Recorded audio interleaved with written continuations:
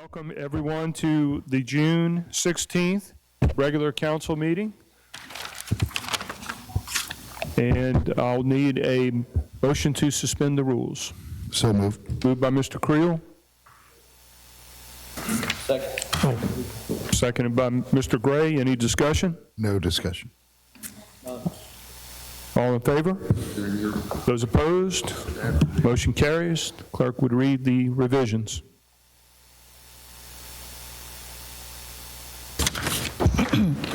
To the consent agenda, we are substituting the exhibit only for item 5GG, resolution authorizing entry into an excursion boat berth rental agreement with American Cruise Lines Incorporated for docking at the Pops Ferry Causeway Park. We are also substituting item 5HH, resolution authorizing submission of a Defense Community Infrastructure Program grant application to the Office of Local Defense Community Corporation for funding to be utilized to improve infrastructure supportive of Keesler Air Force Base and the Mississippi Cyber and Technology Center. Thank you. Chair, entertain a motion to accept the agenda as amended. So moved. Moved by Mr. Creel. Seconded by Mr. Nail. Any discussion? No discussion. All in favor? Those opposed? Motion carries. Mayor's report. Yeah, thank you, Mr. President, and welcome everyone. I see a lot of smiling faces today for some good reasons, and I welcome everyone to our second meeting, I believe. And at this point, we've got a couple of little things on the agenda. I asked Jerry Creel to come in and start these awards. Very good. You gonna read it, Mayor? Huh? Yes, sir. Okay. Okay, we're very pleased to announce that for the year 2025, the City of Biloxi has been chosen as a Tree City USA by the Arbor Day Foundation. It takes a lot of effort to accomplish this. We're required to submit a number of documents to be eligible for this. And, you know, we work very hard. It's a team effort. Very hard. But Mayor, if you'll read the documentation, then I'm going to introduce Lauren. Okay.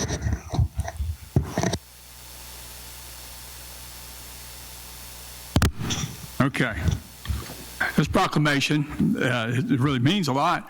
Whereas the City of Biloxi has been named as 2025 Tree City USA in recognition of its commitment to planting, growing, maintaining trees to the benefit of the community. Whereas this designation as Tree City USA by the National Arbor Day Foundation marks the 42nd consecutive year for the City of Biloxi to receive this honor. The Arbor Day Foundation is a global nonprofit dedicated to inspiring the planting, nurturing, and the celebration of trees through its Tree City program. By participating in the program, the City of Biloxi continues to demonstrate leadership in urban forestry and environmental stewardship by creating a positive impact through trees. Biloxi has achieved the Tree City recognition by meeting program's 4 requirements, including maintaining a tree board, and we have a good one, or an department having a community tree ordinance, spending at least $2 per capita on urban forestry, and by participating in Arbor Day celebration.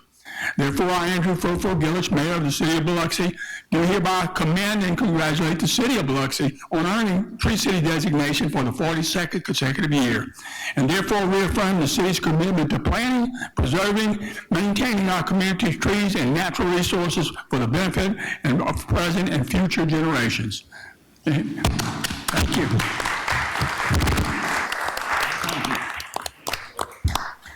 Thank you, Mayor. What I'd like to do now is to introduce Lauren Erickson. I want to make sure I get his title correct. He is the Urban and Community Forestry Partnership Coordinator for the state of Mississippi. And Lauren is the one that we work through every year to make sure that we're meeting our eligibility requirements, and he has a few words to say.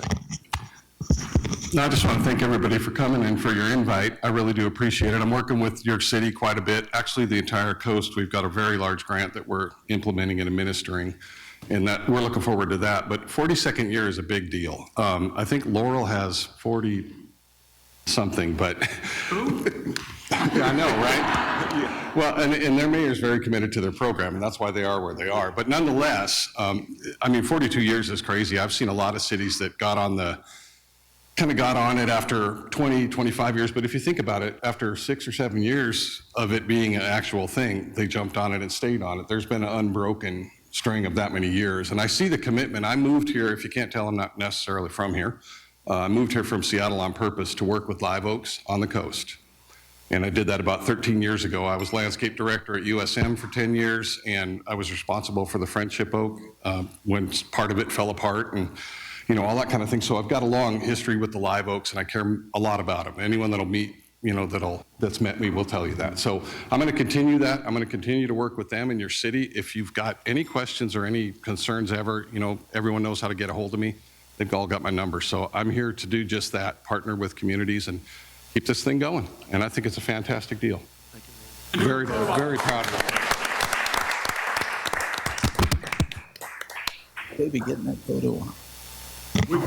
Positive spin out of this.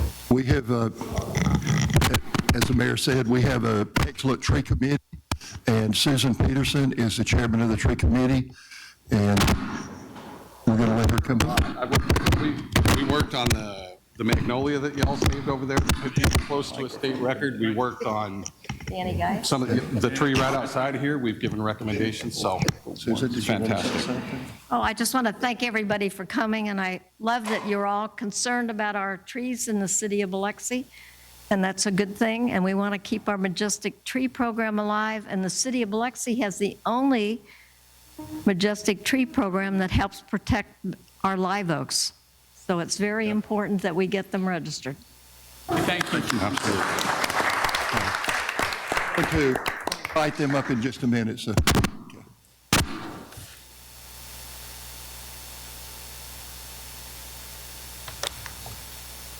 Okay.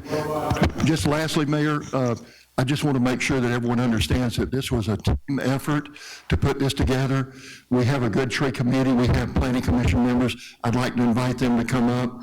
Also, our consultant, our certified consultant, Brad Manis, is here, just to show you part of the involvement that we have.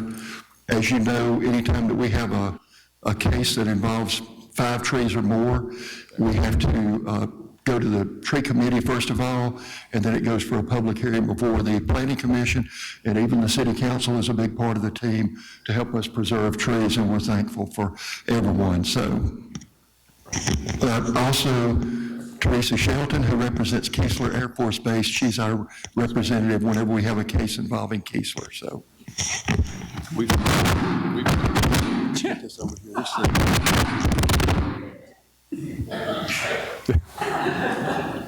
Put that one up. for the hanger.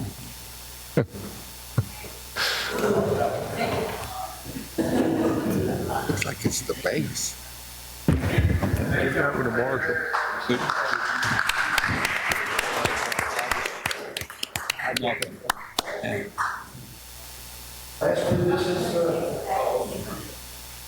This is what this is the National Arbor Day Foundation. We have a flag, and there's a flag. And the purpose sponsorship like this, and also as a nice flags. Yeah, so it was a big deal for them too. This program is very close to it.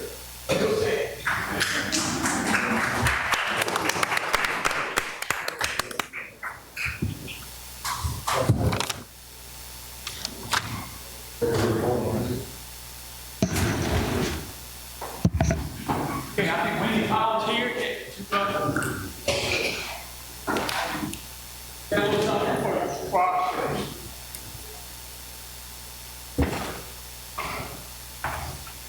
All right, thank you to Mississippi Power for this nice check. I'm Wendy Powell with Mississippi Power. I'm here to present a check to the city of Biloxi for $4,728.20. This is an energy efficiency rebate for the chiller at the visitor center.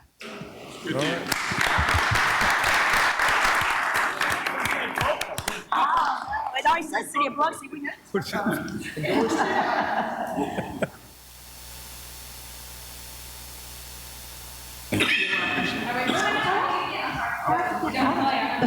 $720, thank you. Thanks, Wendy. Thank you, Mr. Thank you, Mayor. Any departmental reports? No, sir, we're going to hold off. Ms. Johnson wasn't feeling well, but she's going to give you all an update on the Billfish Classic for next week when she. Awesome. Thank you, Rick. All right, let's get to some council reports. Mr. Creel.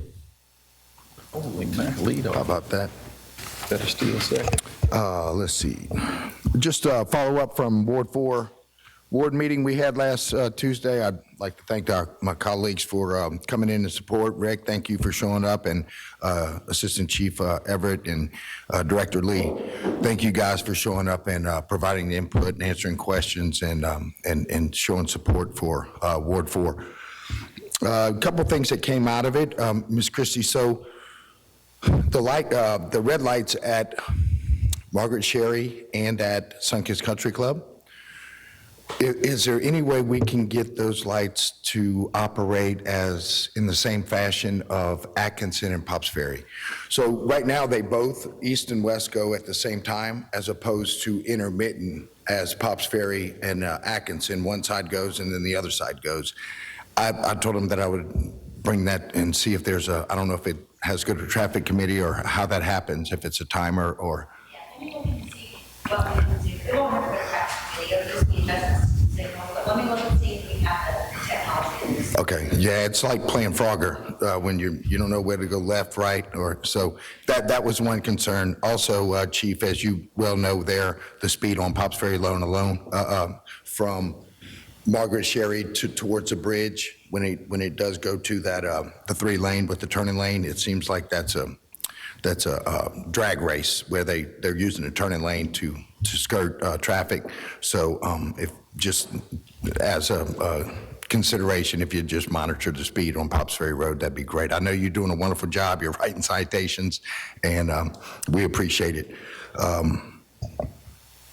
Also, Christy, so we have the delineators from Margaret Sherry towards North Country Club. They were requesting them on the other side of Margaret Sherry towards the pickleball courts. So what they're doing is they're using that turning lane there and skirting right before so they're looking to see if we could add more delineators from on the other side of the intersection. Just as, okay. Correct. Yes, ma'am. Thank you so much for your assistance with Public Works on the Auburn Drive drain yesterday. That was great. Yeah, the Ducks appreciated it too. They were able to walk out instead of waddle, so it worked out pretty good. Thank you again for the follow-up on the street light on Rich Avenue. That's been well received. I got a big thank you from the residents there as well. And I'd be remiss if I didn't mention the Beautification Commission and their efforts coming up with the Fred Hayes dedication, Fred Hayes Landing. Fred's going to come in that morning. He's been gracious enough to get to the Biloxi Visitor Center at noon. They'll have a short presentation there. We'll have baseball cards with Fred Hayes on it, with all of his accolades and things that he's done, as well as a space for him to autograph. So he'll be there to present, and then we'll go across the street for 1300 to do the ribbon cutting for the Fred Hayes Landing. Want to thank the artist again for going out there and doing a great job fighting this weather, getting it up to date. She's doing well.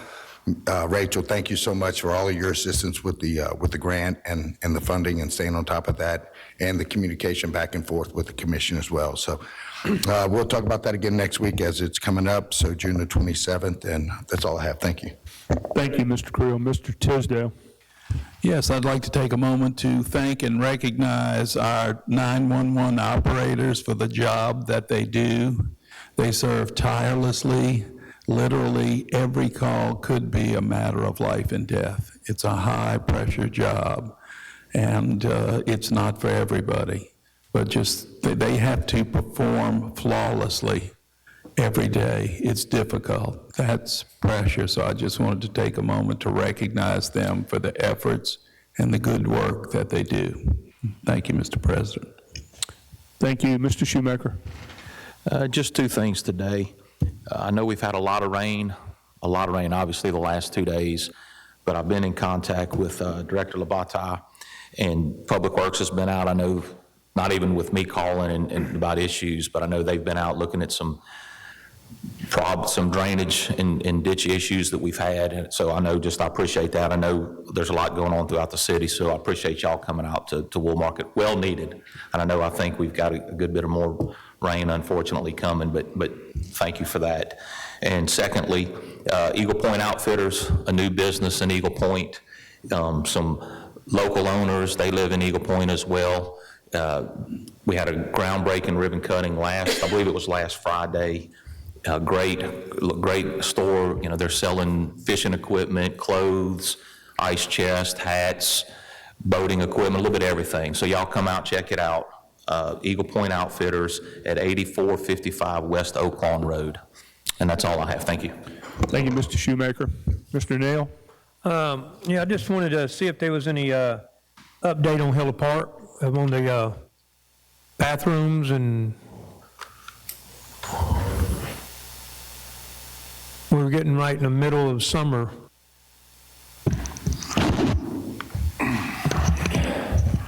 Yes, sir. We have a little bit more firm of a quote now to get those repaired. They let me know that in order to go back with some of the same fixtures, now this is just interior, this doesn't count the repairing the doorways or things like that we had spoke of earlier. It's going to be around $8,500 to get that done. And if we want to go with the vandal-proof stainless fixtures that are a little bit more secured, it's going to be upwards to $16,000 for those. So as far as that goes, we do not have that money in our budget currently. I think that is something that if we're going to look at doing, we need to plan for that and put it in for this upcoming budget, and then we can get it done. Okay, all right, thank you. Yes, sir. And what about any update on the Broadwater homeless situation? Is it pretty well? They said anything to you? I know people starting to ask. They're walking around a little bit more. Yeah, it's kind of one of those things where you move them from one spot, that's where we're going to the other, then you start targeting that spot, they'll go back. Progress is still being made, it's just slow, but we're still staying on it. We're checking or getting reports every morning anyway, about the progress and the contacts that have been made in different areas to include the Broadwater. Okay. I want to thank you for, they've been keeping them clear of the West Library. They've been patrolling through there a pretty good bit lately, so. Yes, sir. I think y'all got that under control. Yes, sir. A lot of it is as manpower allows with different call volumes as it fluctuates throughout the day, but we try to stay on that and definitely the other areas within the city. But All right, thank you. yes, sir. And Lamata, I wanted, on that cutting the grass on Pops Ferry Road every 2 weeks and not weed eating, Yeah. is there any way we can, we have to throw the weed eating in? Somehow or another. Actually, Jamie does that section, so I'm gonna oh. let him address that, yeah. Is there any way we can kind of That's throw me. that weed eating in there? Sir, sorry. Instead of just cutting once and then 2 Hey, weeks later? Let me interject real quick, Councilman Nail. Remember, we're going to the new program in which we've done. As we go through this, what we're also doing is taking notes of what you like and what we don't like, and then we're also going to be able to change that as well, too. So obviously, I can take this as a you don't like, All right, move forward. okay. Right.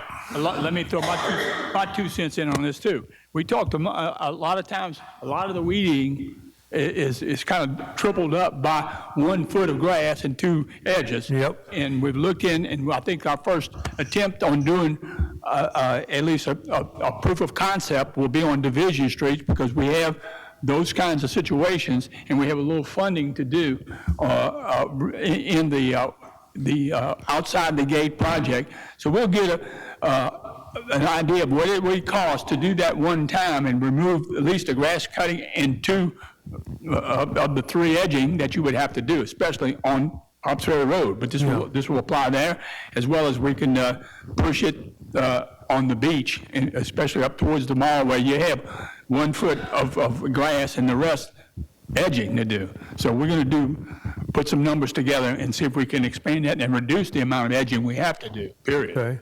All right, thank you. And that's about it. That's concludes my report. Thank you, Mr. Nail. Mr. Marshall? Come back to me. Okay. Mr. Gray? Come back to, no. The Bill Fish Classic, I walked around, talked to a lot of the boat owners, and they was all pleased. They said this is the best it's ever been. And many years it's been coming. It's the 29th year. A lot of them was pleased, and they said the trash was being picked up. Whenever they had an issue, they come right out and fix it. The promoters called. They said Public Works was great. The electricians was great. That whole thing, they said they was very pleased with it, and they was happy. The timer on the skate park, the lights, we've been having people there skating at midnight, so we've been getting calls on that. We have anything on a timer? Well, For anybody here? so we've got the quotes for the timer. I don't know what they are off the top of my head, but we've been getting those quotes together, and I'll get an update of when we expect those to be installed. But we still have the issue about, just because the lights are going to go off, that might be a PD thing about making sure people are out of the park. Well, if the big lights go out, you still have the small ones around. Right, we're still going to have the small lights, so it's still going to be partially lit. Yeah, well, they know if they go out at a certain time, stop. Right. And can we get some type of signage up there that at 9 o'clock skating stops? Yes, we plan on doing that. We were going to get when we put the timers up, we were going to get with Jamie and figure out what the park hours actually are and have Sign Shop make a sign so we can post up there. So let people know that lights are going to go out at this time, park is closed at this time. Yeah, I mean, some of the residents around there love it. Some of them, they got to get up early and, say 9 o'clock, they should be, hopefully done. They just getting a lot of complaints around there. Yes, So yes. we can do a time thing and a timer. Absolutely. Great. And on the agenda, y'all going to see two things come up. Comfort Street, Dan Quave is going to get Comfort Street paved, and he's going to work on a walking track underneath the I-110 bridge. So y'all see that come up. I appreciate y'all's support on that. And that's all I have. Thank you. Thank you, Mr. Gray. Mr. Marshall? Ms. Labate, we knew you were coming up. Yes, sir. We'll start with the parking first. Not the parking, the paving over by the Bellman area I asked you about. Yes. Okay, you got a time frame, anything? Well, how are we looking? No, I don't have a time frame because we're still determining what the balance of the MIMA money is going to be used for, and that's what that is paid. That's what that's funded out of. But it is on the list that I sent out of all the proposed paving that will be addressed at some point in the future. That's kind of our round of next streets that we'll do. So that's all I have at this point for that, depending on what we do with the MIMA money. Okay, during this last rain, we still got some more coming, but we have some drainage problems over by Murray Street, Baptist Alley, Elmer Street area. We also got some drainage problems over there coming off of by Bellman and Copp Street, Copp Street area. And we've got some citizens complaining that it's looking kind of scary, the water's getting kind of deep, it's not draining down. It's not that this area is low, but the drains are not open. Yeah, okay. Want to make sure you work on that if you don't mind. Absolutely. Also, we walked through the building over in the park, in Henry Beck Park, and can you give me a quick update? Sure. So we had the guys come out and measure for the wood on the porch and the handrails. We've got that purchase order in the works. So as soon as we get that done, we can remove the barricades that are around the back porch and make it rebuild the steps that'll make it safe again. We actually just this morning had the concrete crew come out and meet me. We went and marked all the sidewalks where we're going to replace the sections, and I showed them where we're going to add or reroute the sidewalk, I guess, so we can put the gate back. And then we're still got to come up with how we're going to address the rest of the issues with the building, but at least that'll get the back porch back operated and people can use it. And we have Mississippi Power coming out. And some of the lights in the park are their lights, so they're going to come take a look at their lights and figure out why they're not working. We're working on quotes to get lights replaced, the city lights replaced and back working, and add some lights around the exterior of that building to kind of make it a little bit more secure at night. So all that's kind of in the works.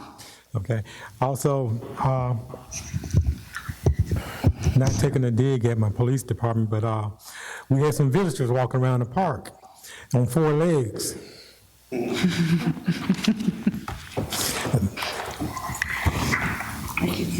heard of it, sir. Never heard of it. Well, I definitely understand. One of the updates we got today that I asked about is the dart guns that we've talked about, or Chief D-Back has mentioned over the course of the last several weeks. So those guns are in now. We've had no active deployments or anything, but that's another tool at our disposal. So we look forward to helping you out with this solution. So. Right. I was there with the directors of the parks, and we was touring around, and we had dogs mad at us because we was in their park. And I said, well, we're not going to do it that way. So I'm glad you gave that. Also, the homeless situation, the unhoused. The city is very in tune with the understanding. The city is very understanding to those that are unhoused. However, we do have ordinances. We do have rules. You can't lay on our sidewalks pallets, not just, someone tired. I mean, they putting out whole pallets. I've had to call officers to meet me out to ask, because they wouldn't move when I asked them to move. And one of the guys got up and he was basically unclothed. Again, that's the second time. So they're just making it a bed. So I'd like to ask that you kind of increase that patrol, if you don't mind. We are sensitive to it. The mayor is very sensitive. I discussed it with him, and he's bothered by it more than I am almost. But we're going to have to address it because we need to protect those who are paying for those sidewalks. And they need the right. I don't think it's someone on the actually handicapped, in the school that need to go into the traffic, especially on Division Street and that traffic, to get around somebody because they were too inebriated to get to the next point. Yes, sir. Also, on the issue of the Crocs Center, I have a lot of citizens that got, they're concerned. I mean, I've worked very hard to try to get, with your department, try to get the crime rate down since I came into this office. And it's been going real good.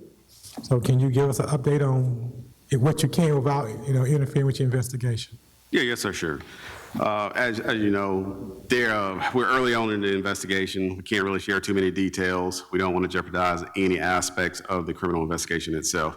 What I can tell you is just a little bit before 9 or 10 o'clock on Sunday, that's when there was an event going on at the Croc Center. It appears on the surface there was some type of interaction amongst a few individuals. Those individuals took it to the parking lot, or decided to go to the parking lot and tell it amongst themselves, and that's when guns were brandished and fired, ultimately resulting in multiple people being shot. So we do feel like this is an isolated incident. We feel like we have a good idea of who did what shooting.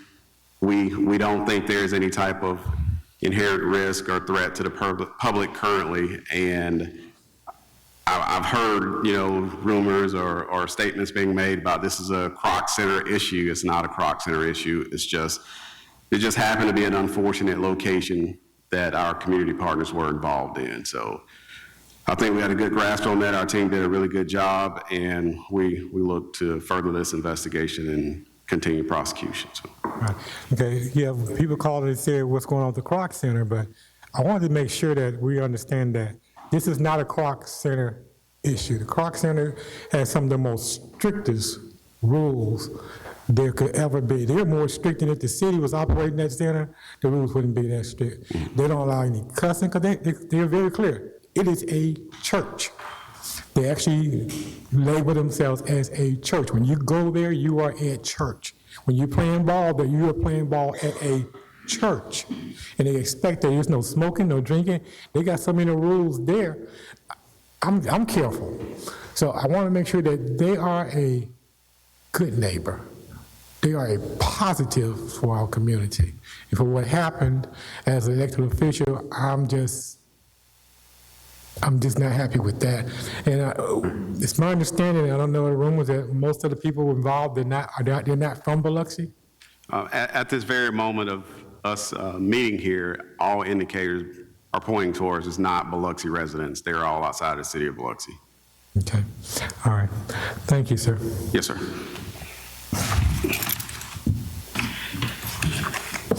Before I go to my next part, I want to recognize Pastor Fairley. Pastor Fairley, if you're going to just stand where you are, sir. Pastor Fairley, if you just stand right where you are. Pastor Fairley is one of the preachers in our area, pastors in our area.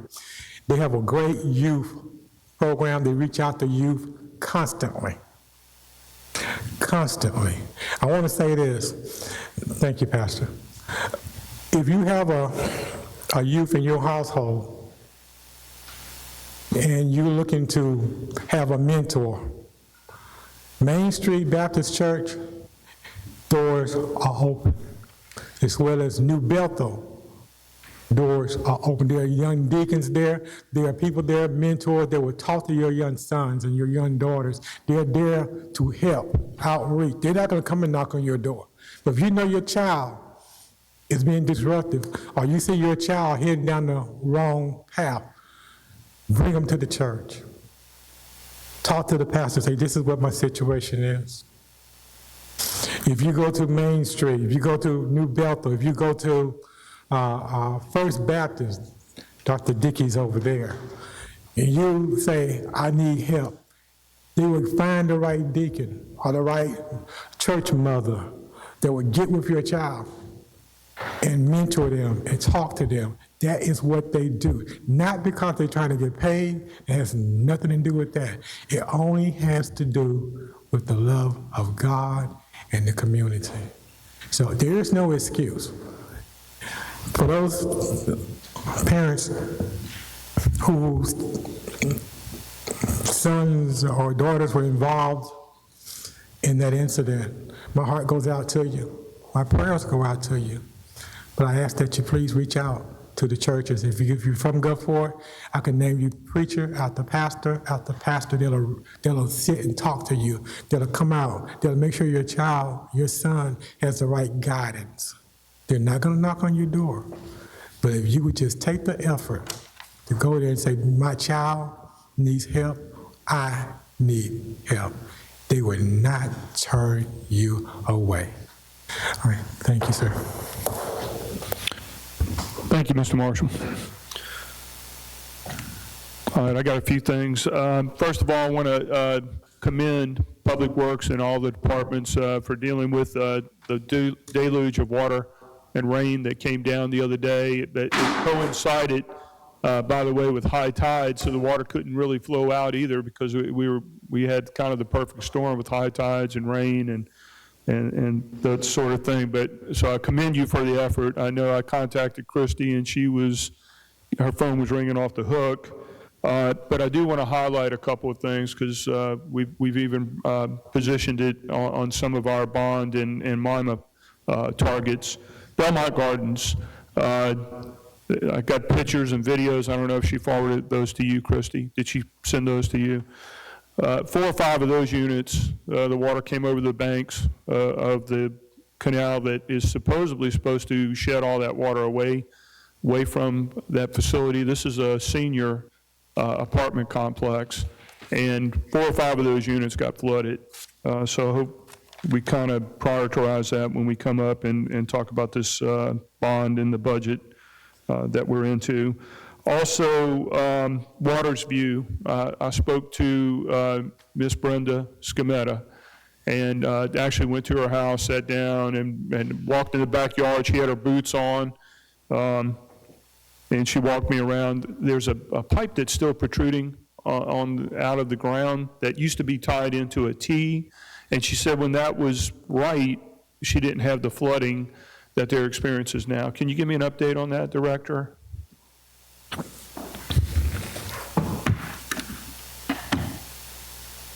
That pipe is on Public Works. We're going to go put it back in the ground and anchor it down with some concrete. And actually, I asked about the status of it yesterday at our staff meeting, and as soon as this rain dries up, we're going to try to get out there and get that done. Because this reason, we knew with this rain, it's going to be even worse. So it is on their radar, and as soon as we can get some dry weather, they'll get that anchored back down. Okay, and then while I have you up here, I just want to, on Brody Road, it looks like, did the riffraff come in? Because it looks like the cones were picked up and put off to the side. Is there some work being done, or are we just preparing? Is that at that driveway? Yeah, that driveway where the culvert is, there's a drainage culvert. I'm not sure. I don't think they got it done yet. I will get an update on that. Okay. They were waiting for some more riprap to come in. I don't believe it got here, but I will get you an update. Okay, appreciate that. So, also, this is for Jerry. You don't have to come up. I just want to mention it. Motzi Road, and this is the Motzi Road over by Hickman. Reports, and I think combined with this rain, the tree limbs are kind of drooping down. They may be below the height standard. If y'all can put that on the radar. I did enter it. I think I entered it. I put so much stuff on the flooding in B Connect. I'm not sure. I'm going to have to go back and check. And then Holly Bluff reported the same thing, that they have some limbs that are scraping the tops of their boats and different things when they drive through Holly Bluff Circle. Got a question on, Jamie, on concessions. Is that contract coming up? Will it be renewed? Are we going in a different direction, or can you comment on it at this time? I want to say it's for a year with a renewing option, and it was awarded in January, so that would be coming up at the end of the year. At the end of the year, it'd be coming up. Is that option expiring at the end of the year, or? Rachel here? I'll get back with you and let you know exactly what the terms are. I've had some conversation with some interested parties, not actually doing the concessions, but maybe some other things that would be beneficial for A.J. Holloway Sportsplex, and potentially what I'm interested in is maybe they could even help with some of my colleagues in their wards by doing some things that might be of benefit. So thank you, Jamie. That's all I got. Want to make an announcement. I know recently we've seen the good news about the Beautification Commission, and it's fully, we got a slate of commissioners. Everybody has an assignment from each ward. I'm disappointed to announce today that my appointment, Ms. Connie Rocco, is stepping down due to personal issues. I think her energy and initial perspective was tremendous when we were kickstarting the Beautification Commission. And I do have someone that at our next meeting, I'll be proposing to finish out her term. So look to the next meeting. I'll make that recommendation, and I hope I can get the, when I announce that, I hope I can get y'all's support. I'm almost finished. We had a meeting today, just for y'all watching at home, and talking about our budget. We got a starting point. We got a beginning point of around 74 million. And so I think this council reviewed it today collectively, had a lot of good input. Still could be a little fluid number, but just want to announce we do have a beginning point. That's the easy, I'm not going to call it easy, but that's the point we wanted to at least know where we were going to be. Now we have to do the due diligence for all the department expenses and what it's related to, and see where we end up with. Are we going to have a surplus, or are we going to have a deficit? It's too fluid at this time to know. I don't want to be negative and say we're going to have a deficit, and I don't want to be too optimistic to say we're going to have a surplus, but it's certainly the goal to see if we can certainly have a surplus. So I appreciate my colleagues kind of putting in the focus on this and working with us to make sure that we're transparent for the public and that we can get a good working budget and not compromise any of the essential services for our citizens. Okay, two more things. Mississippi Hotel and Lodging Association tomorrow, and I want to invite my colleagues to this. I'll be presiding over our annual our annual legislative forum, and we got some people that have committed, and I want to kind of announce those today. This is going to be hosted, by the way, by the Beau Rivage, and I want to thank Brandon Dardo, Mary Cracchioli, for doing that. In addition to having reports by Coastal Mississippi and by the Coast Convention Center, we're going to have Senator Delano, Kevin Felsher, kind of headlining our legislative forum. We'll have Senators Mike Thompson, Jeremy England, Philman Ladner, Bryce Wiggins, and then on the representative side, we'll have Jim Estrada. He was a good baseball player in his day. I kind of went to Perk with him back in the day. Zach Grady, Jeffrey Hulam, and Greg Haney. And by the way, Greg Haney chairs the tourism arm of our state legislature. Okay, next thing, I want to give my remainder of my time. Thank y'all for being patient today. And announce Kent Davis.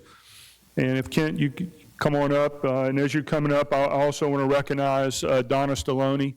I've worked with Donna quite a bit, and we had a conversation the other day, and it just kept evolving, and she was telling me what she was doing, and to segue into what my good friend, Mr. Marshall over here, about homeless issues and maybe veterans that we need to give some relief to, this program will certainly segue into that. So I'm going to introduce Kent Davis. I'm not going to read his whole bio here, but he's the son of a combat wounded World War II Army veteran, Rear Admiral Kent Davis, U.S. Navy retired, completed nearly 31 years of active and reserve military service in 2016. And I'm not going to get deep into it. I'll let you go ahead and kick off and tell us what the good work y'all are doing. Thank you much. Thank you so much, sir, and good afternoon, everyone. Mr. Mayor, members of the council. I'm not only joined today by Donna Stallone, but also Kim Clark from Vets Recover. And I wanted to tell you a little bit about an asset that is available to you in this community, and it's a unique asset.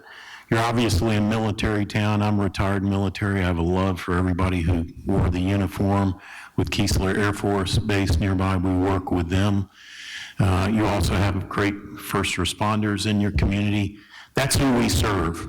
Vets Recover is a very unique facility within 1 hour of here. We're in Mobile, and we are a mental health and recovery center for active duty military, military veterans, first responders, and their families.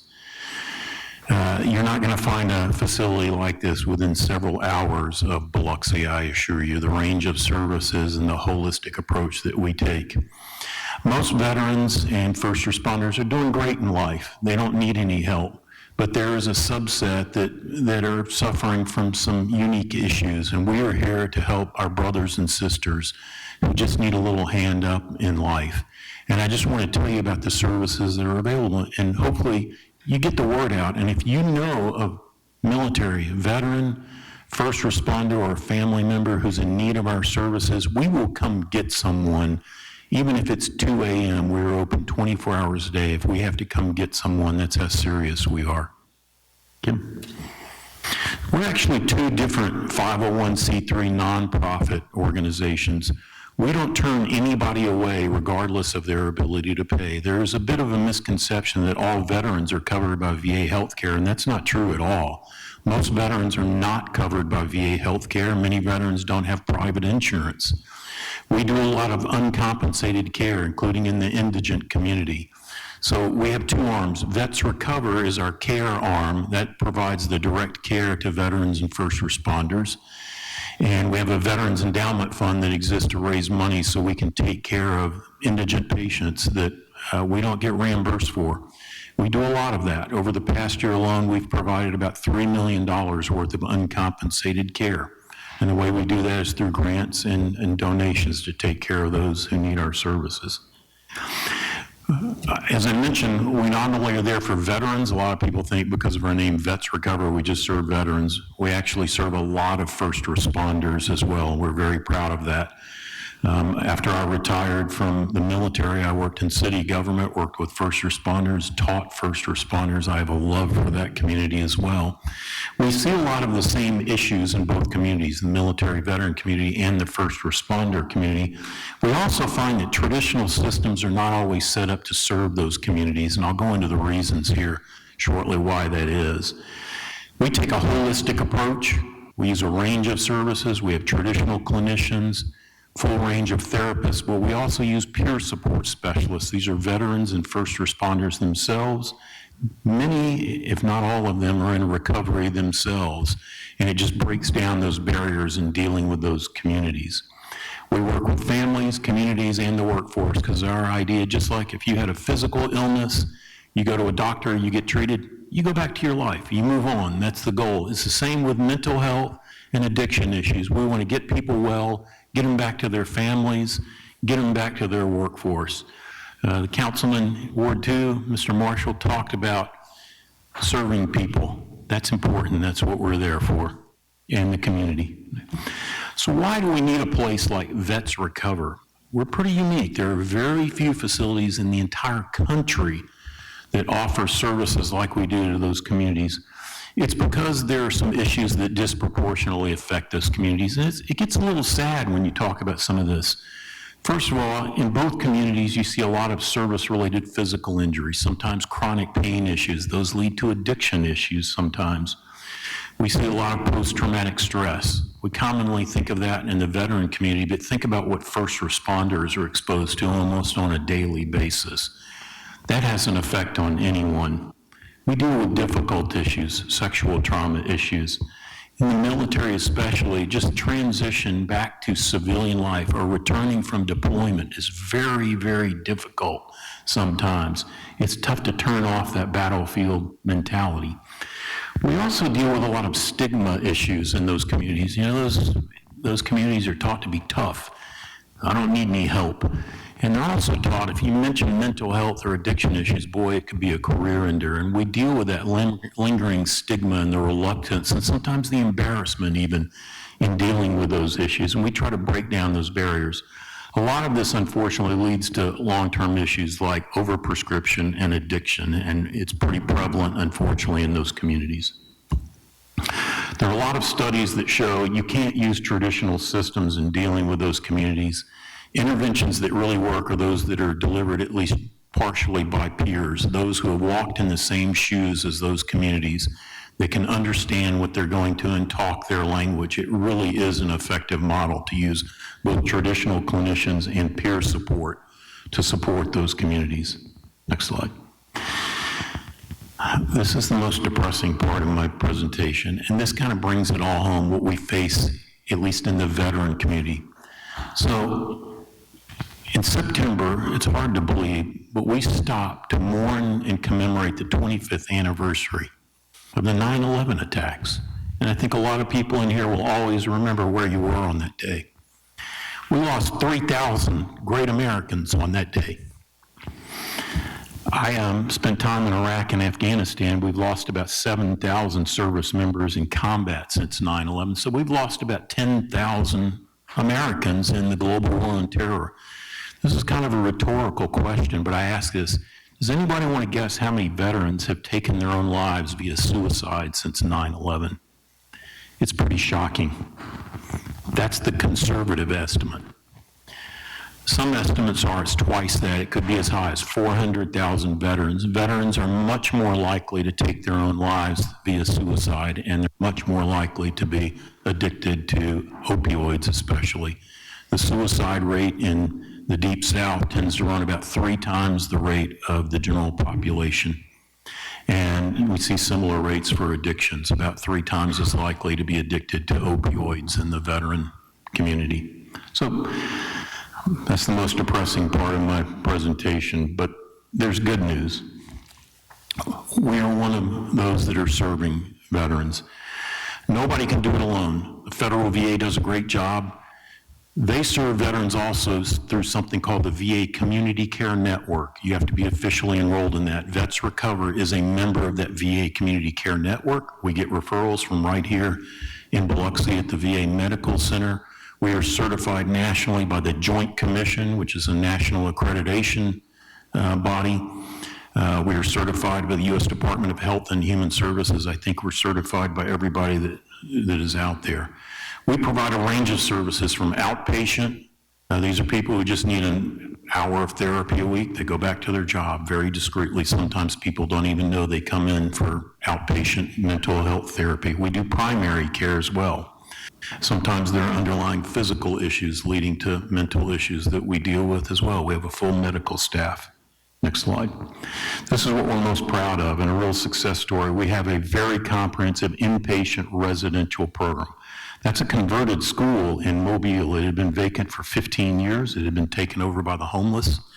It was a historic structure, and through a combination of donations, tax credits, and grants, this is now a state-of-the-art medical facility. We have 34 beds. 6 of those beds are really unique. We're one of the few facilities in this part of the country that has a medically monitored detox center. So we have 6 beds in there. In fact, this is so rare in this part of the country.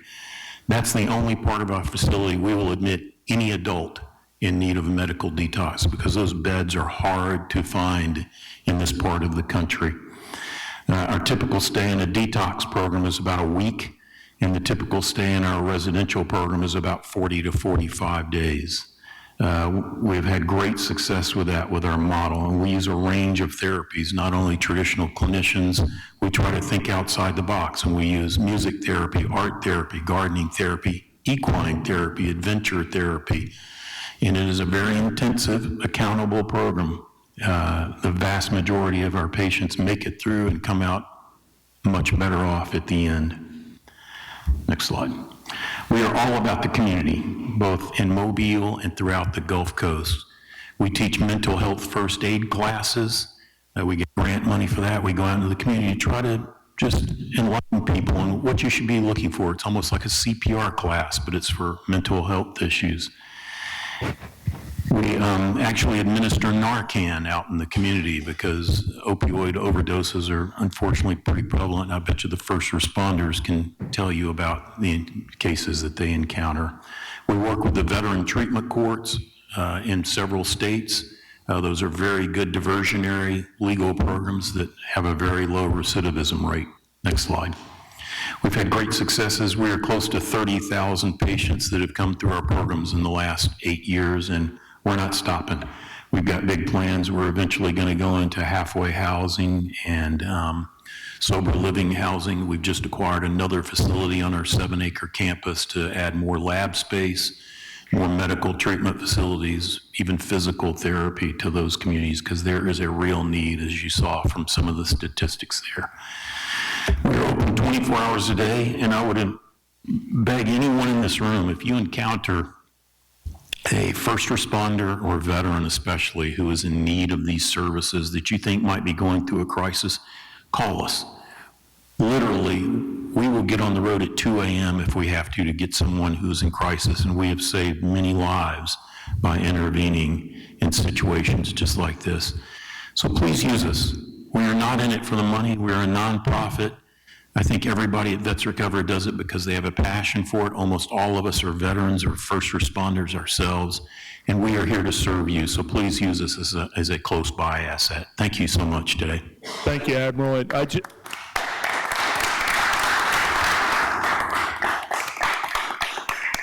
Thank you, Admiral. I want to be clear that this isn't exclusively just for homeless vets. This could be for vets and first responders that are not homeless, that are suffering a condition from this. All right, last thing, on another cheerful note, I received a call a few days ago from Therese Nikovic, and she invited me to come over and have lunch with her at the Barks Bed and Breakfast. And if y'all haven't been in that bed and breakfast, I would encourage you to do so. They're still working. to get their CO and working through some issues. It may be later on after the summer. But she told all the stories. There's only 3 rooms in the whole building. It's named after the Barks women. Why is that significant that I mention that? We just lost one of the Barks women just the other day, Miss Beryl Barks Lewis. And their family was real close to my in-laws and my wife at the Biloxi Yacht Club back in the day. Miss Beryl was there, wonderful, wonderful lady. So I hope we can close this meeting later on in memory of Miss Beryl. And that concludes my report. We'll move on to the public agenda. Citizens' comments. We have a total allotted time of 45 minutes. When you're recognized, come up to the front, sign in your name and your address and state it clearly for the clerk to record. All your comments, please direct them to the chair and the council here, not at anyone in the audience or anyone else.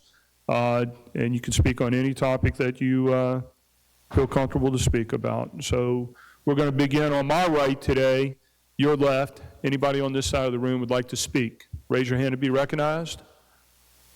There being no one, we'll go to the left side.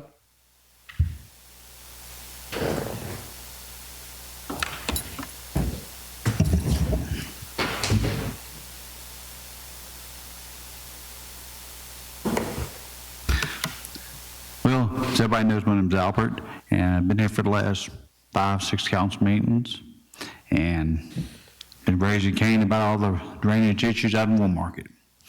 Well, I'd like to give a compliment to Mr. David Shoemaker. He's reached out to Nathan Barrett and getting some stuff accomplished that way. We also have had a meeting with Mr. Christie, Danny Wynn, along with David, and myself and my dad. Try to get some of this flooding out there, Woolmarket taken care of. And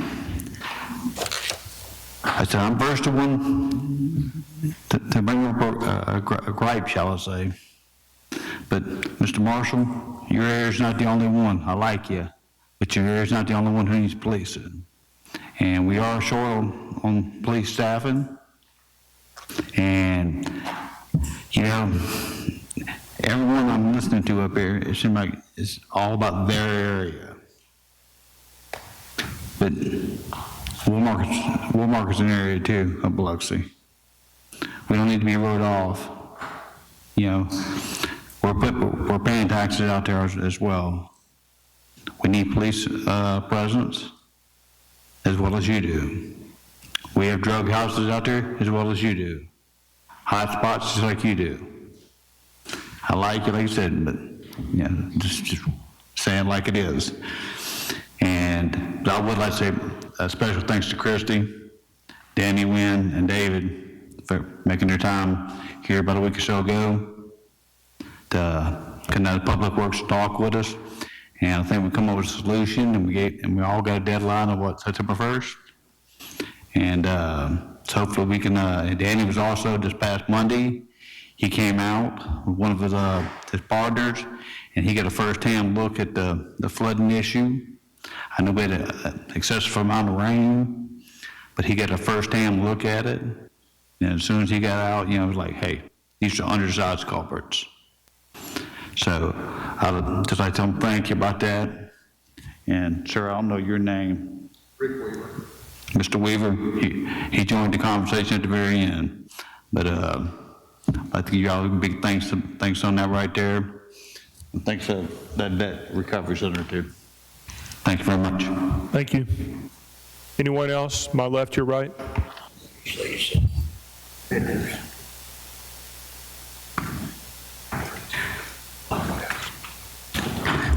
David Wheeler, 185 Main Street, Biloxi. I'm here on item 5Y on your consent agenda. If you have any questions about that, I'll be here and can answer any questions if you have any. Thank you. Thank you. Anyone else? Yep, come on up, sir. You're up.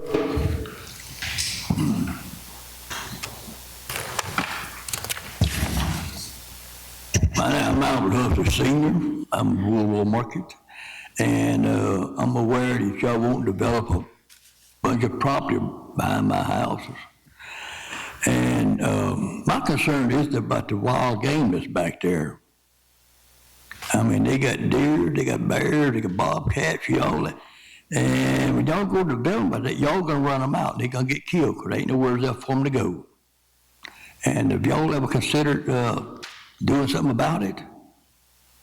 Because, I mean, I've been back there all my life, and I know what's back there. And I hadn't heard anything about what the city of Biloxi is going to do about trying to protect animals.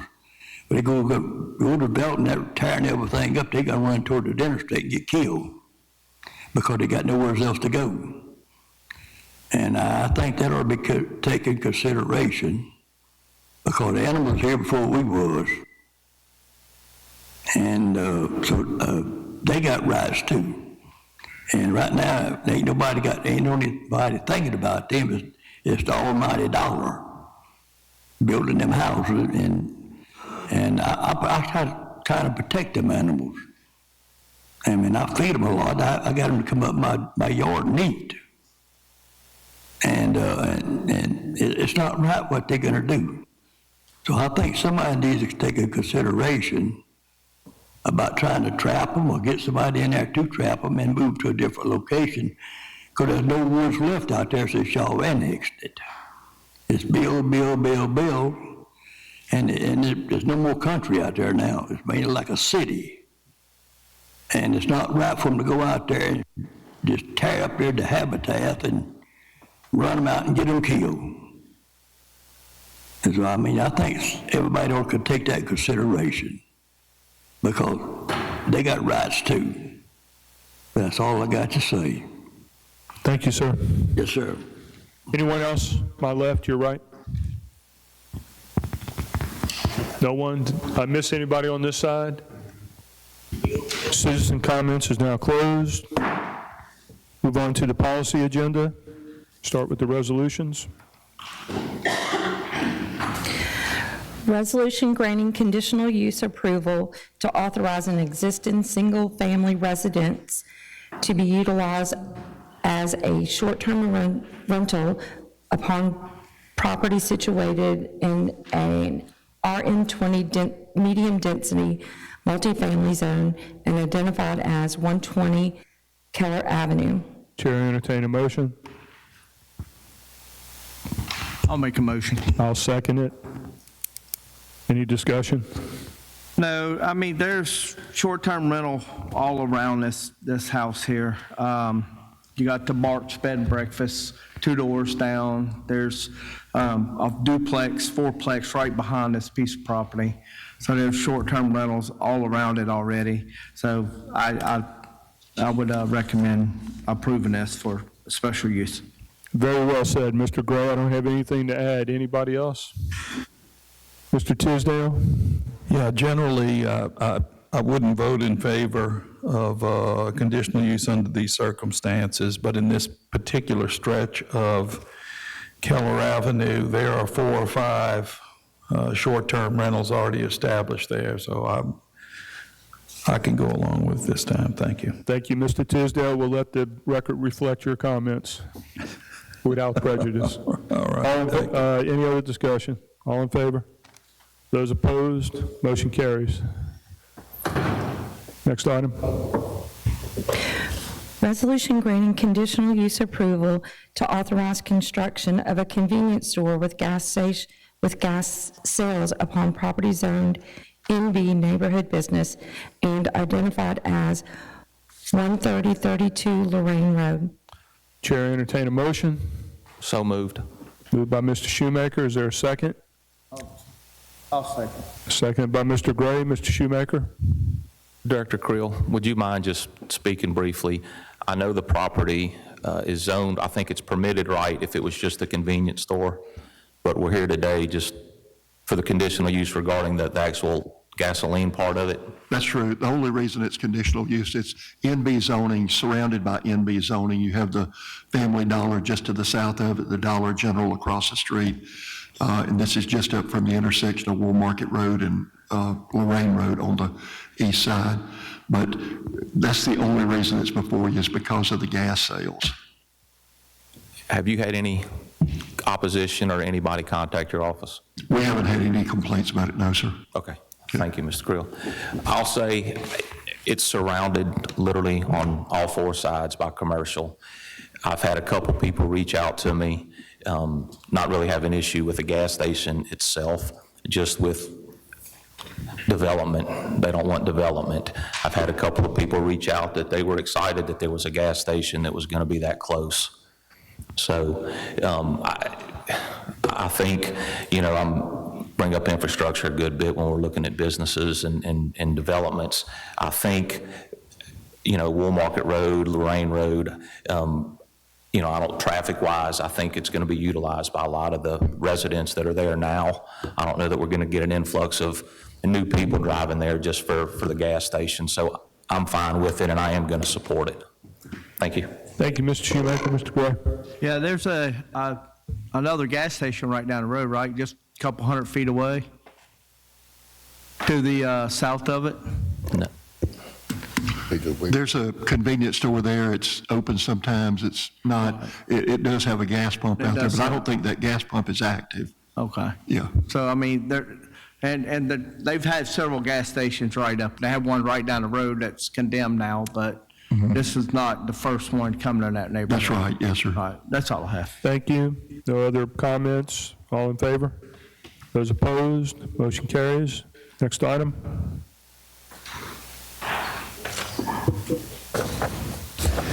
Resolution appointing Raquel Ronsonet Hayes to the Biloxi Beautification Commission for a term beginning June 16th, 2016, and ending June 15th, 2029. Is there a motion? I'll make it. Second. All right, made by Mr. Shoemaker, second by Mr. Tisdale. Mr. Shoemaker. Thank you. I know this is a long time coming for Ward 7. Raquel wanted to be here today. Unfortunately, she had an event that she was in charge of where she works, so she could not attend today. But I will say I'll make it brief. I'll say a few things. Lifelong resident of Biloxi, loves the city, volunteering. We've talked a good bit lately too. She's super excited to get started. We've got the Fred Hayes event coming up and some other things I think in the works. So she's looking forward to it, really is. She's excited. Since this information's come out with her name and that she was going to be on the beautification committee, I've had a handful, quite a few messages and texts and calls, nothing but good, positive feedback about her being on the commission. So she's looking forward to it. I'm looking forward to it. And she's going to be a great addition. So that's hopefully good things to come. Thank you. Mr. Tisdale? Yes, I know, excuse me, I know Miss Hayes, and her family. She'll do a fine job. She can only add beauty to the Beautification Commission. Well said. I want to say this. Not only did I talk to Raquel, the enthusiasm's off the chart. Her family, I know several of her family members that live by me, some of them, and they're all excited too. I think they're even more excited than she is. So, and that's hard to do. So, good choice. You took your time. You made the right choice. Mr. Creel, you got a comment? Yeah. So Raquel's going to be. She is excited. Unfortunately, she couldn't be here. But speaking of beauty, her father is in the crowd, Mr. Rocky Ronsonet. And so since Raquel couldn't be here today, we got the second best stand-in. So Rocky, hey, look, your daughter's reputation procedure stuff. You done good, son. And we look forward to working with her. Yeah. Rocky, come on up.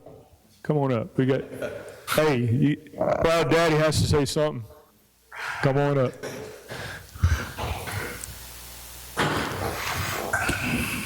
Thank you so much, Councilman and Mayor. Yes, I'm very proud of my daughter. No one knows her like her dad. I knew she was a special person at the age of 2 when I could sit there and have an intelligent conversation with her. And as she progressed through elementary school, junior high, high school, and finished at University of Southern Mississippi with a bachelor's degree in business management in 3.5 years. And she has excelled from that point till today. And one thing about Raquel, if you tell her you don't think she can do something, sit back and watch. That's right. That's all I got. Congratulations, Daddy. Thank you. All right. Thank you. I was just going to say, she graduated with my son, Biloxi High. Okay. All right, no other comments? All in favor? Opposed? Congratulations, motion carries, unanimous. All right, next item. Resolution authorizing and directing the issuance of a general obligation bond, Series 2026 of the City of Biloxi for sale to the Mississippi Development Bank in total aggregation principal amount of not to exceed $18 million. Chair entertain a motion for item D, not to exceed $18 million. I'll make that motion for discussion All purposes. right, Mr. Tisdale, is there a second? I'll second. Second by Mr. Gray. You have the floor, Mr. Tisdale. Thank you. I'll try and be brief.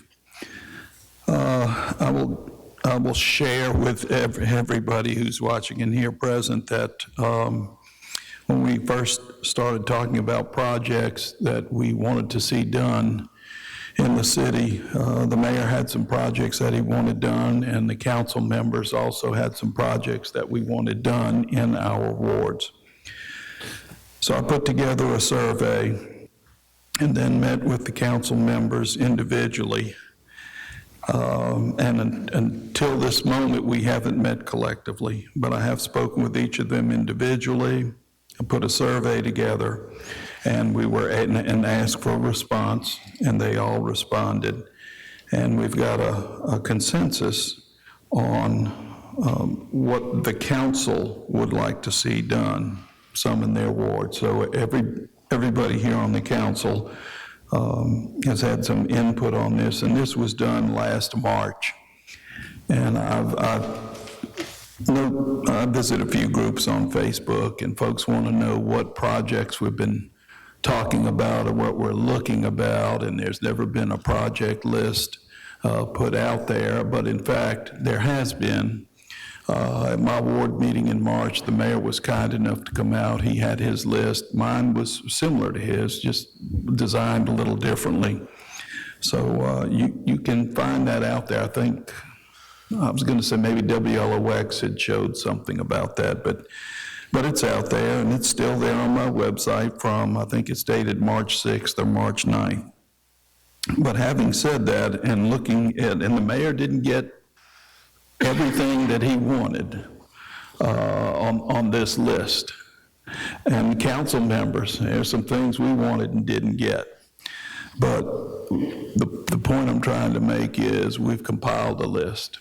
I've looked at this list, and based on the engineer's estimate, and Christie, if you don't mind, if you'd come up, I just want to ask you a few questions.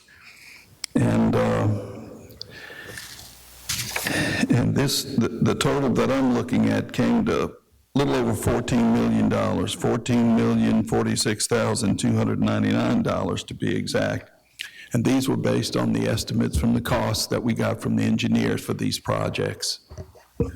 Yeah, some of them we had quotes on them, some of them we estimated based on other projects. Right, so and just a couple of questions. And this is a figure I'm willing to support, this 14 million, and it may be a little more than that, because I know with these projects, a couple of things. Some of these projects will probably be phased or multi-year. There won't be many, but I'm also thinking with the cost of inflation going up, I mean, as soon as we approved a bond issue 3 years from now, I would hope we wouldn't be in a position where what are we not going to do on this list, that we could do all these things on the list that we want to do. And so my first question is, if we look at a figure of 14 million, typically, you would know, I don't know, but I'm thinking usually want a contingency fund built in somewhere for these projects, and generally Generally, would that be 10% based on your experience? Yeah, 10% is a good average number. We vary depending on the complexity of the project, but 10% is a good across the board guess. Right, and it depends on the market.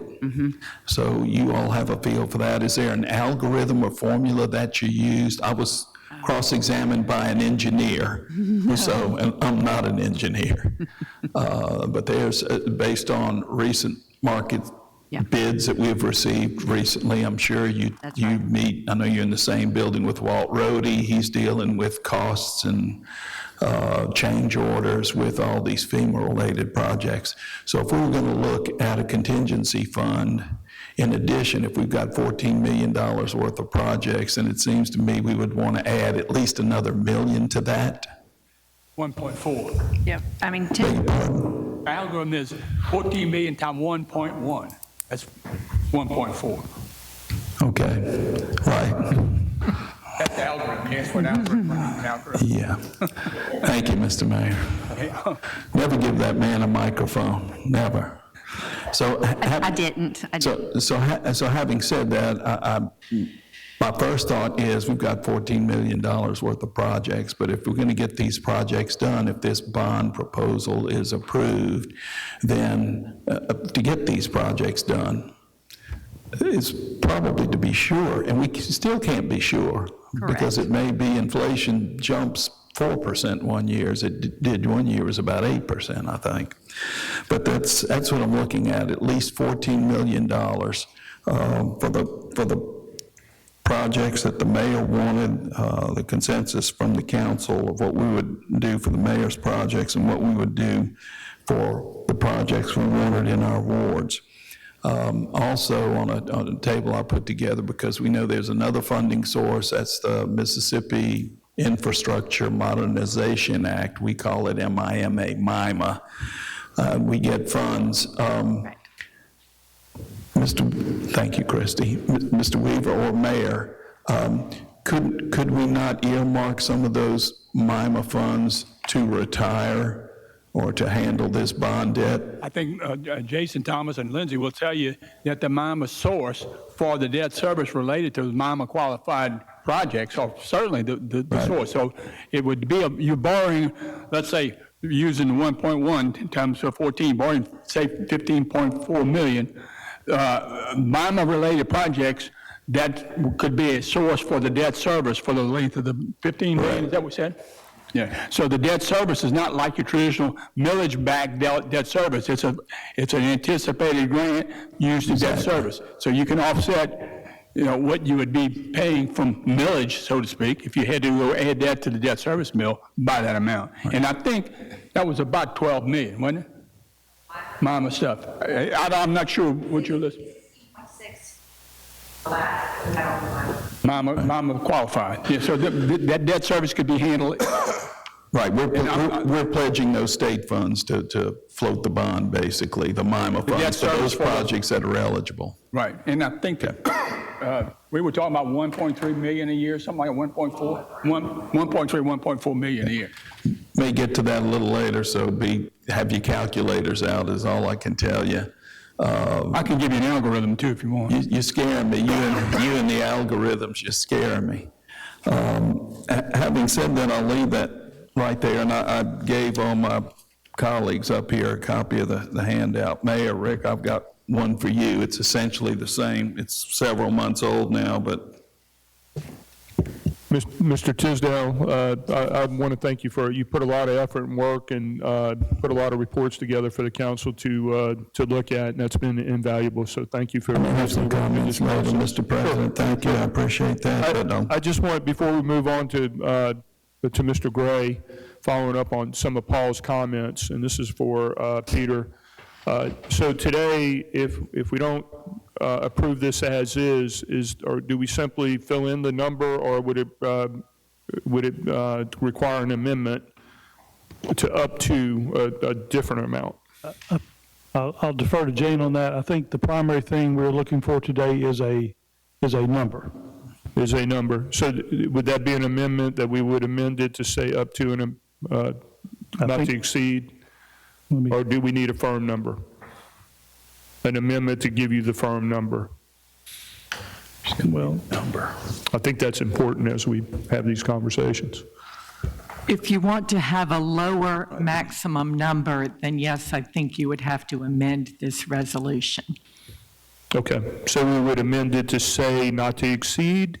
Not to exceed 15.5 million, Okay. not to exceed I just wanted to whatever clarify number that. you're comfortable with. Okay, thank you, Jane. Mr. Gray, you have the floor. You know, this is never easy, trying to do this. Actually, we can probably use a $60 million bond. I mean, Mr. Shoemaker can guarantee you he can use 15 million, if not 20 million, and just in his ward, water, sewer, and drainage and road repairs. I mean, I can use, I guarantee you $15 million in my ward, even though most of it's all brand new, but we still got the west side of Rodenberg and all that stuff that's nothing been done yet. So these are never easy. And I know all kind of stuff's on Facebook. We're raising taxes. This is, over the last 3 bonds, Peter, have you known us to raise any taxes, the last 3 bonds that was issued? Millage taxes have not been raised since 1992. Well, so, I mean, it's just, stuff's all over the internet. 4 years. I mean, we all want a lot of stuff done. I mean, just on this list, I probably got $6 million. I mean, Mr. Shoemaker's got, everybody's got multiple millions of dollars on here. And that's the hard part, is what we can afford and what we can do. And Paul said enough. So I guess let's move on. You have a number in mind? I've thrown it around, looked at everything. I mean, I want to stay as low as I can like everybody else. I mean, I would like to stay around 12 million, but I know that's not going to be possible. Okay. So we'll see what everybody else has. All right. Mr. Marshall? Come back to me. Okay.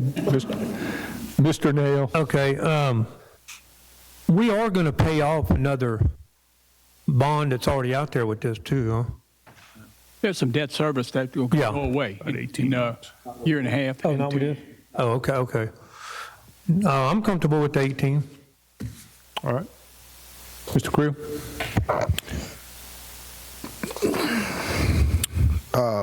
So on, I believe it was Rick that had added on the project list was water meters. Was it 3,000 water meters was added to the project list? Yeah, That's outside of what's going to be in the bond. but it was on that project list that they had given us. Yeah, because that was the initial, I don't know what list you got exactly, but that was on the list of initial requests that we made way back at the beginning of this, and that's a potential MIMA funded, and that's actually on the agenda for later today to move MIMA funding. So that's why I brought it up. Yes, so I was going to ask if it was the same ones that were on the thing today. So that 3 million, I believe it was 3 million, has been removed from the initial project list. Yeah, it'll be removed. Anything that's already done or something like that will come off of the list that's on, you have now. Okay. 300,000. 300,000, yeah, not 3 million. Yeah, 300. Yeah. So the next question is, and I know there's obviously more than one project list, and I know we don't attach the project list as an exhibit for a reason. Correct. But it's almost, if you consolidate in credit cards and you don't have the bank send the checks to the credit card companies and you give it to the individual, the chances of them paying off those credit cards are probably few and far between. So that's why a project list is very important, so that when we go forward with this bond for whatever number that we determine, we have a list to go by when we're approving these individual projects to make sure that it was discussed in entirety, which I believe most of the projects on both lists have been discussed in its entirety, and I believe the difference of opinion comes from the rankings of priority, but that is incumbent on you guys that handle day-to-day opportunities. So I'm going to pray on it, but thank you. Mr. Shoemaker, any comments? Do you have a number? I had a lot to say previously when we first began talk of this months ago. I won't rehash everything I said then. It'll take way too long. I haven't changed on anything I said then versus now. I definitely can't support 18 million. We'll see where the number lies with what everybody else says, but I can't support 18 million. All right. Mr. Marshall?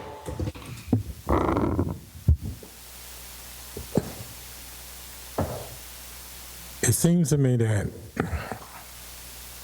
we're all worried about what our constituents, Mr. and Mrs. Biloxi, are going to say. But nothing is free. Nothing's going to get any cheaper. Prices aren't going down. And we're faced with making some tough decisions. When we're talking about, we got a police station that's leaking, black mold, and all those other things going on, not just that building, but all the other buildings that are in disrepair. We're more concerned about saving our butts for the next election rather than protecting those that we need to protect. This does not even include the library that was just closed. We have a library that was closed that needs a new roof. I don't like the number. I'm uncomfortable with the number. I've double-checked. I've talked to the bond guy. I've talked to the mayor. We're financially fit, financially as a city, to do this bond for this amount. We actually could qualify for way more, but we're not doing that. We're doing just the bare minimum to fix what has been neglected for years. If it had been done and fixed properly 10 years ago, 5 years ago, we wouldn't be looking at this number. For us to go in tilly-tat and play like these numbers, we worry about our election, what the people are going to say. What about those that are actually working in these buildings that are leaking? Having to deal with the black mold, what about them? What about their families? It is our responsibility to make that tough decision. I'm willing to look at my constituents in their face and tell them, I can't make the numbers any better. It takes money to fix what needs to be fixed. The things that they're complaining about, this is the money. The things that they're saying are so bad about this city that needs to be corrected, this is actually the money. We can't make it any better. We can't, there's no way we can sugarcoat this. We can't put this put the pill into a piece of candy. This is it. This is a tough decision. That's why they pay us the big bucks to make those tough decisions. We need to hold the mayor accountable. That's our job. I don't want to get to a point where we said, 5 months ago when we was discussing this, we did not know that the library was going to be closed because of a roof. If you did know that, then shame on you. But those of us sitting up here who did not know that the library is going to be closed, needing emergency repairs because of a roof. To my understanding, if we go with the 18 million and we only use 14, are we going to be responsible for the rest of it? You asking me? Yeah, I'm asking you, how does that work? Well, how does it work? If you borrow 18 million, you got 18 million in your hand to use it the best way you know how to use it. And retorting something about holding me accountable and holding the business of the city accountable, okay, I agree with you. These things rise at about 4% per year. So if they're 14 million out of $18 million project, guess what you can do? These are needed projects, not nice to have projects. These are what is needed. So you're putting 4% probably times, 4 years before you address it with whatever resources coming together. And look, it's your decision. To me, it's not a tough decision. It's a decision that you can handle with 14 million, with 16 million, with 18 million. These projects are not my projects. These are Biloxi's projects. These are your projects. We need to be done. They raised, again, if you look back 4 years ago, when things could have, been, interest rates could have been at 2 or 3 whenever we were doing that, we should have borrowed, a bunch then. Had, 2020's easy vision after the fact. This is not going a favorable direction. It's the time to pull the trigger, do what needs to be done We got enough horsepower, money-wise, from MEMA, as well as some of the things that will come up in 2 years and 3 years to help that debt service, whatever the number is. So it's a tough decision, but it's not really when you look at the scope of things. These are things that are not nice to have. These things we got to have. And, you don't wait. You don't buy a house by wait until you have, all the money. You just go do it. So that's some of the logic and that I think we need to, face the thing. It's the time to do this, and right now is the time to do this. We've been talking and doing things to make everybody feel good about it. But without a doubt, now is the time to pull the trigger. All we need is an amount, like Jane said, whether it's 14, 15, 16, 17, 18. Just give us a number, we'll work with it. We'll get through with things, from your priority. You're going to set what have we done, what can be done from this list. And I think we're all okay with this list.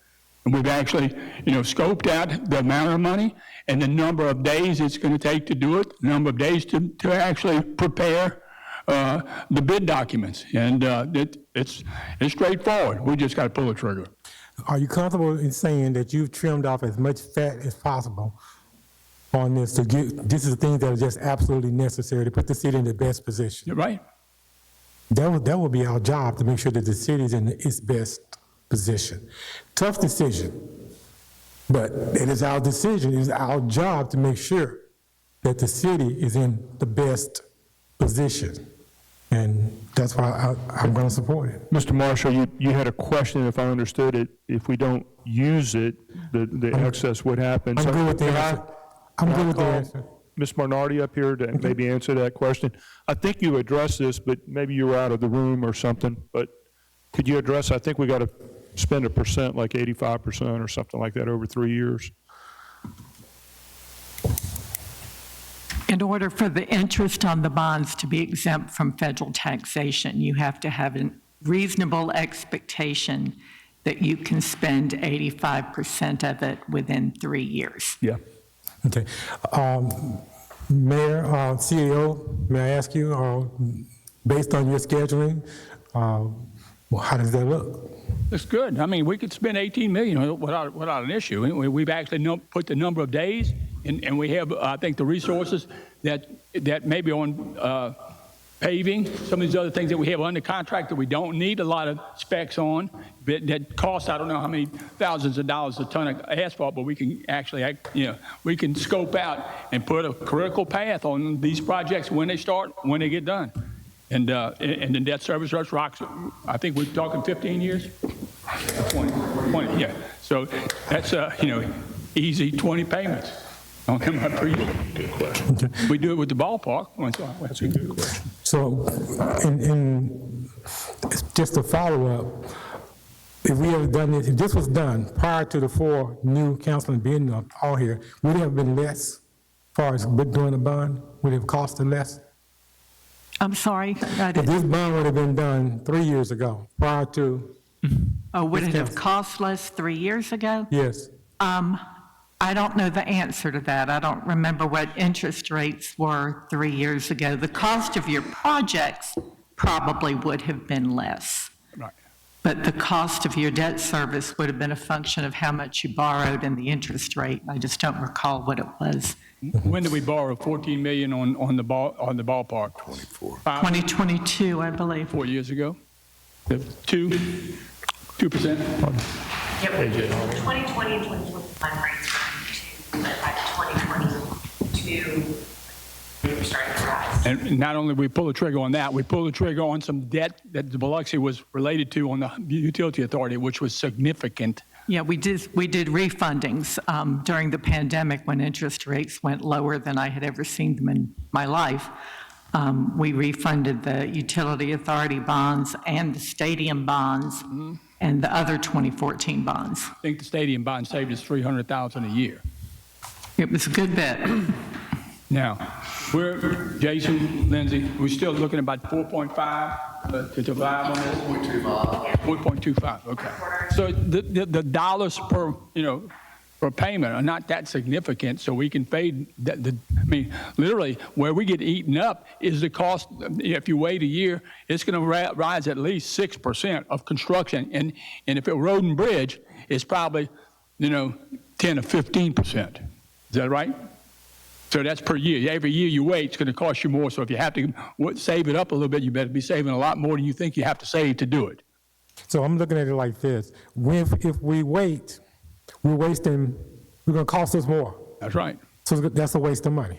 We need to pull that right now, because this is the decision to make sure that the citizens are getting the best timing and the best price. The things that need to be done for the citizens of Biloxi are in this list. The faster we get this list, the least it's going to cost as far as treasure.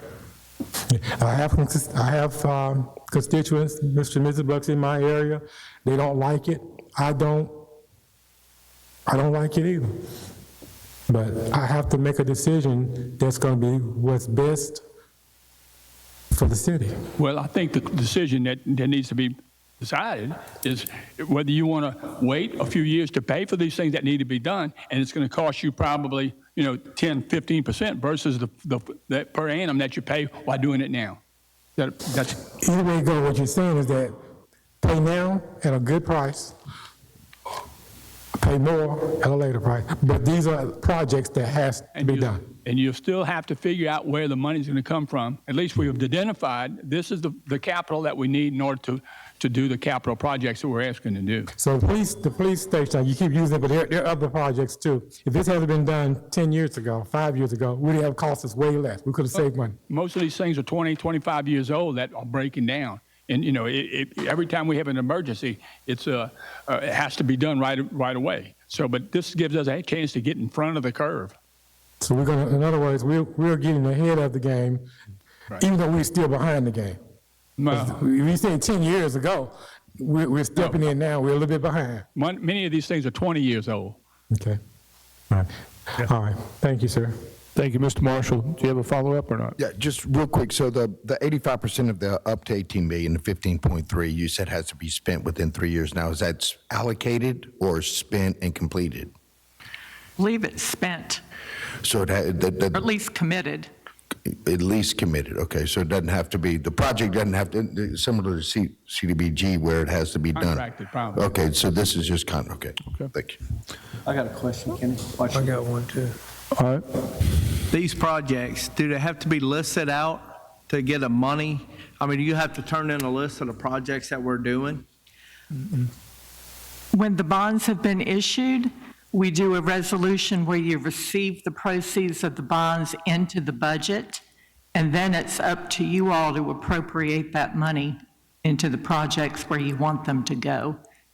The bond documents themselves don't tell you, other than very generally, where you're going to spend the money. It don't dictate where it's got to go. It just, let's say if we just want to borrow 15 million across the board. You would do that and after. we decide what projects later. Do it after. It has to be capital projects, infrastructure, things that are allowed under the statute. But beyond that, you all decide which particular project to appropriate the money for. Okay, thank you, that's all. Mr. Neal, No, that's it. you good? You answered it. Okay. You can go. Go ahead. Go ahead. Okay. Yeah, I just want to review just very briefly, Mr. Abad talked about millage. The last millage increase was in 1996, and the millage was raised from 57.56 mils to 58.31 mils. And then it was reduced for each of the next 5 years. And in 2001, it was reduced to 30.1 mils. That's almost exactly half of what the millage was 5 years previously. So how could the city do that? Gaming rolled into town. It took a while to see how much money the city was receiving because nobody knew what to expect. And people say, well, good, just tax the casinos more. Well, that's not a function of city government. That's a legislative issue. And I think things are going so well now, the consensus would be maybe the state doesn't want to rock the boat. So when folks want to know, what's gaming done for you, it cut your property taxes in half. For the last, how many years is that, 25 years? Another way to look at it is that gaming is paying that half of the property tax you paid for 25 years ago. All right? And as far as the schools are concerned, the new Biloxi High School, which is now 22 years old, the new Biloxi High School. Citizens of Biloxi didn't pay a penny for that. It was paid for with gaming revenue. And that gaming revenue when the high school was paid off is now pledged to pay for the new junior high school that was built a few years ago. And the high school complex, 22 years ago, I think all total cost $38 million. The new upper elementary school, if I remember correctly, that they're building now on Pops Ferry Road, $55 million. That's how much the costs of services and goods and material has gone up. So Mr. Marshall makes the point, the longer we delay, the more costly it's going to be. The mayor echoes that. You've got a funding source that's not tied to millage, and that's the state MIMA funds. And one of my questions would be just to, Jason, I see you're out there, bust out that calculator, baby. So my first question would be, if we looked at 15 million over 20 years, and we'll have to plug in, I guess, our best guess at an interest rate, if it's, and I know I'm putting you on the spot. Beg your pardon? For 15 of it, Right. over 20 years, it's about 1.2 billion. Okay, and right now, with the use tax that we're getting, that's about 4 million, so we'd take, and it's gonna go up a little if there are more online sales. So I think what you're hearing the mayor say is we have a funding source to float this bond.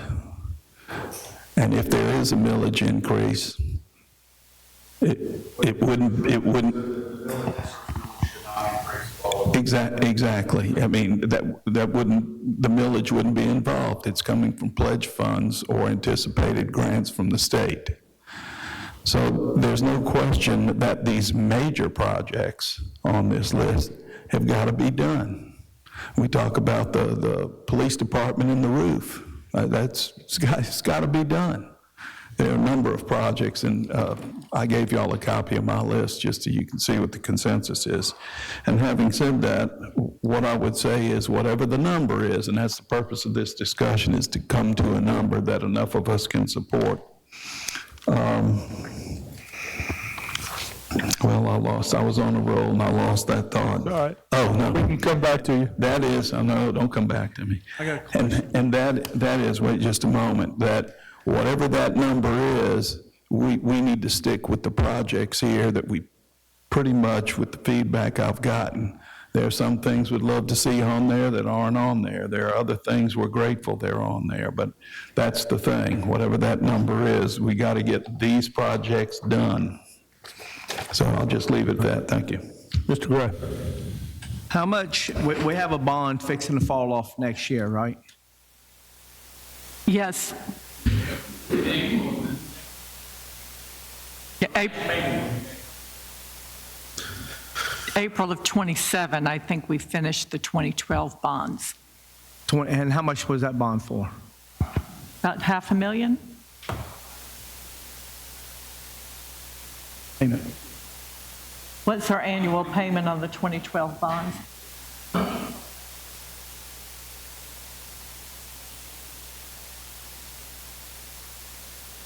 That's up to the marketers back here.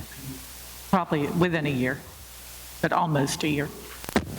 Yeah, the first interest payment on whatever bond is done here today, that first interest payment is due a year from now, roughly a year from now.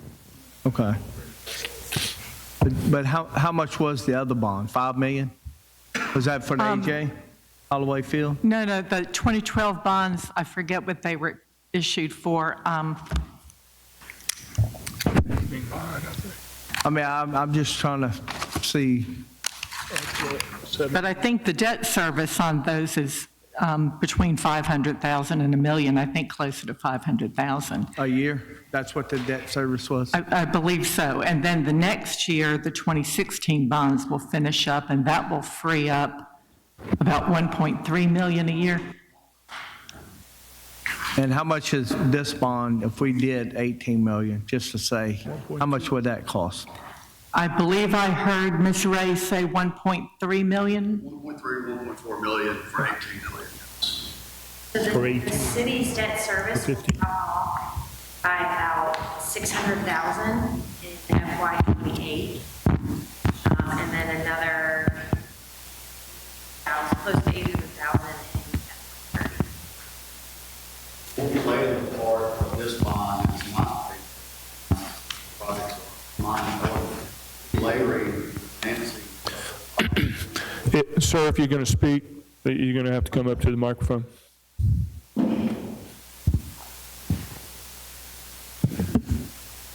Sorry. Yes, the plan that we've had all along is for the part of the financing that is not covered by the MIMA money for projects that aren't eligible for MIMA, that as the existing bonds roll off just on their normal maturity schedule, that will free up some of the existing debt service millage to then be applied to this bond issue. So that's why I say that the way we're structuring this will not increase the amount of debt service millage. And let me say this about that.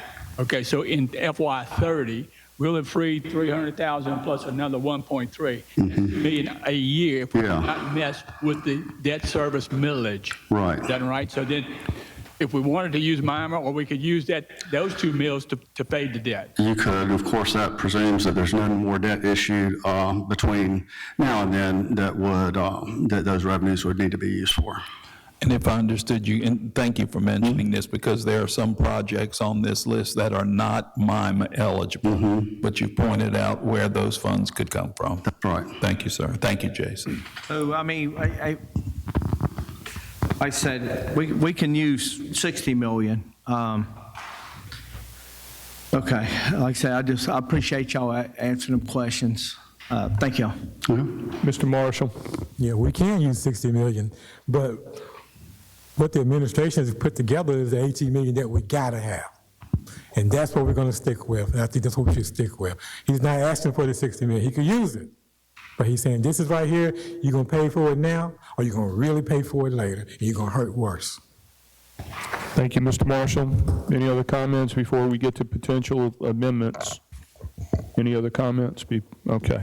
I want to make a final comment before we get to those potential amendments.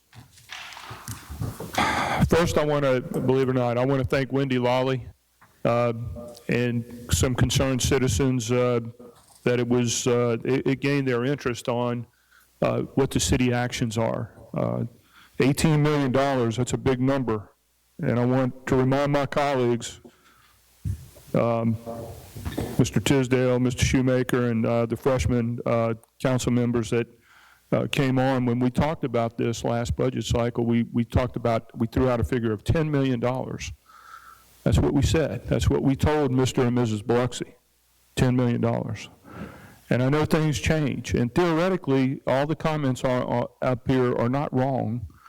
Theoretically, what you're talking about, what the need is, 60 million, 18 million is okay because of the cost of money and inflation and things like that. But citizens of Biloxi, Mr. and Mrs. Biloxi, took a hard run at this and almost brought this to a referendum. And there are still some things in this list that I'm not convinced, I'm only one of 7, that may not be essential. Certainly, anything that's 20-plus years, going to have that longevity, roofs, generators, some essential things that we provide essential services to our citizens for should be top priority. And yes, we can put that list together, but I'm going to remind y'all, in a year, in 2 years, priorities can change. And I'd caution us to get locked in on a list, and we can't move if there are some other higher priorities. We said $10 million. I know that's a lower amount, but that's what we said. That was our word to Mr. and Mrs. Biloxi. And if we have to look at another bond in a year and tell Mr. and Mrs. Biloxi, hey, we need another 10 million, that would be 20 million, Mr. Marshall, then we need to convince them that that's the right way to go. I would also say this, and this isn't part of this measure today, but I would commit in the future, anything over $10 million, we should tell Mr. and Mrs. Biloxi that we would commit to putting that toward a referendum. That is our ceiling as your leaders, and we've looked you in the eye, knocked on your door, and told you to trust us. And we told you when we threw that number, $10 million, we implied, trust us. That's what we're going to look at. So that's all I want to say at this point. The chair would entertain any motions for amendments for a lesser amount than 18 million, and then have discussion on it. Mr. Creel? Yes, at this time, as you so eloquently said, the initial investment was requested at 10 million, and that's what we put in the budget that was passed by this council. So I'd like to just simply make the amendment. We've already been told that we have bond debt rolling off in April of 27. Also, they brought up that there's one rolling off in 2030 as well. So we do have future bonds that will roll off for future indebtedness if we so desire. However, when we initially sat down and discussed this, it was at 10 million, and now we're almost at double. And I get it, I understand it. Look, the initial project list we saw was out of the 10 million that was proposed, 3.9 was going to yield us 16.7, and that's with WRDA, MDA, History and Archives, and with state grants. So that 3.9 that would yield you the extra money, that's just in the match money. I get it. That's what you use the bond money for, is to make that match money to yield the additional revenue. Public safety roof is 1.7 with some, if you round it up, right? And you got some other projects. Would you like to make a motion and then see if we have discussion? I'd like to make the motion for up to 10 million. All right, is there a second? I'll second. Second by Mr. Shoemaker, discussion. Can you play that back, what I just said? No, basically, like I said, initially it was up to 10 million in the initial budget that was passed. And with the match money that was included in that project list with the bonds to yield the money from the grant applications that we can get after, that the mayor is and his staff's working on with WRDA and MDA, History and Archives, and with the state. You got that 4 million, you got 6 million for the other projects that can replace public safety and prioritize what needs to be done right now. And then in 2 years, when that additional bond does roll off, then we can look at it and see what projects are there, what else we need to do, and we can roll on from there. So thank you. All right, Mr. Shoemaker? I have nothing further to add. Anyone else have anything to add? I do. But y'all want to stop it at 10 million. This is my thing. Police department roof, $1.6 million. The generators, that if we have an emergency, another hurricane, that Mr. and Mrs. Biloxi can't call the police department because we don't have a generator to run. That's over 2 million. Let's just skip down to Mr. Shoemaker's ward. So you got Wool Market Acre subdivision, 2.1 million. Wash Fayard Road, almost 2.3 million. Shorecrest Road, almost 2.4 million. Then we have the fire department. We have generators at the other police department. 10 million, and I'm there. We're not going to have any money to do anything, is what I'm saying. $10 million. But keep looking. Who's going to cut what in what ward? No, but keep Who's looking. in their ward is going to say, I don't need this road fixed, this drainage problem fixed? That's what we got to look at here. We got to look at reality. So everybody's at that 10 million. I understand that. But who's going to take what in their ward? Now, everybody's going to start wanting to argue over what road needs to be done first. If we're going to do this, let's do 9 million, and we're going to do the city buildings and generators only.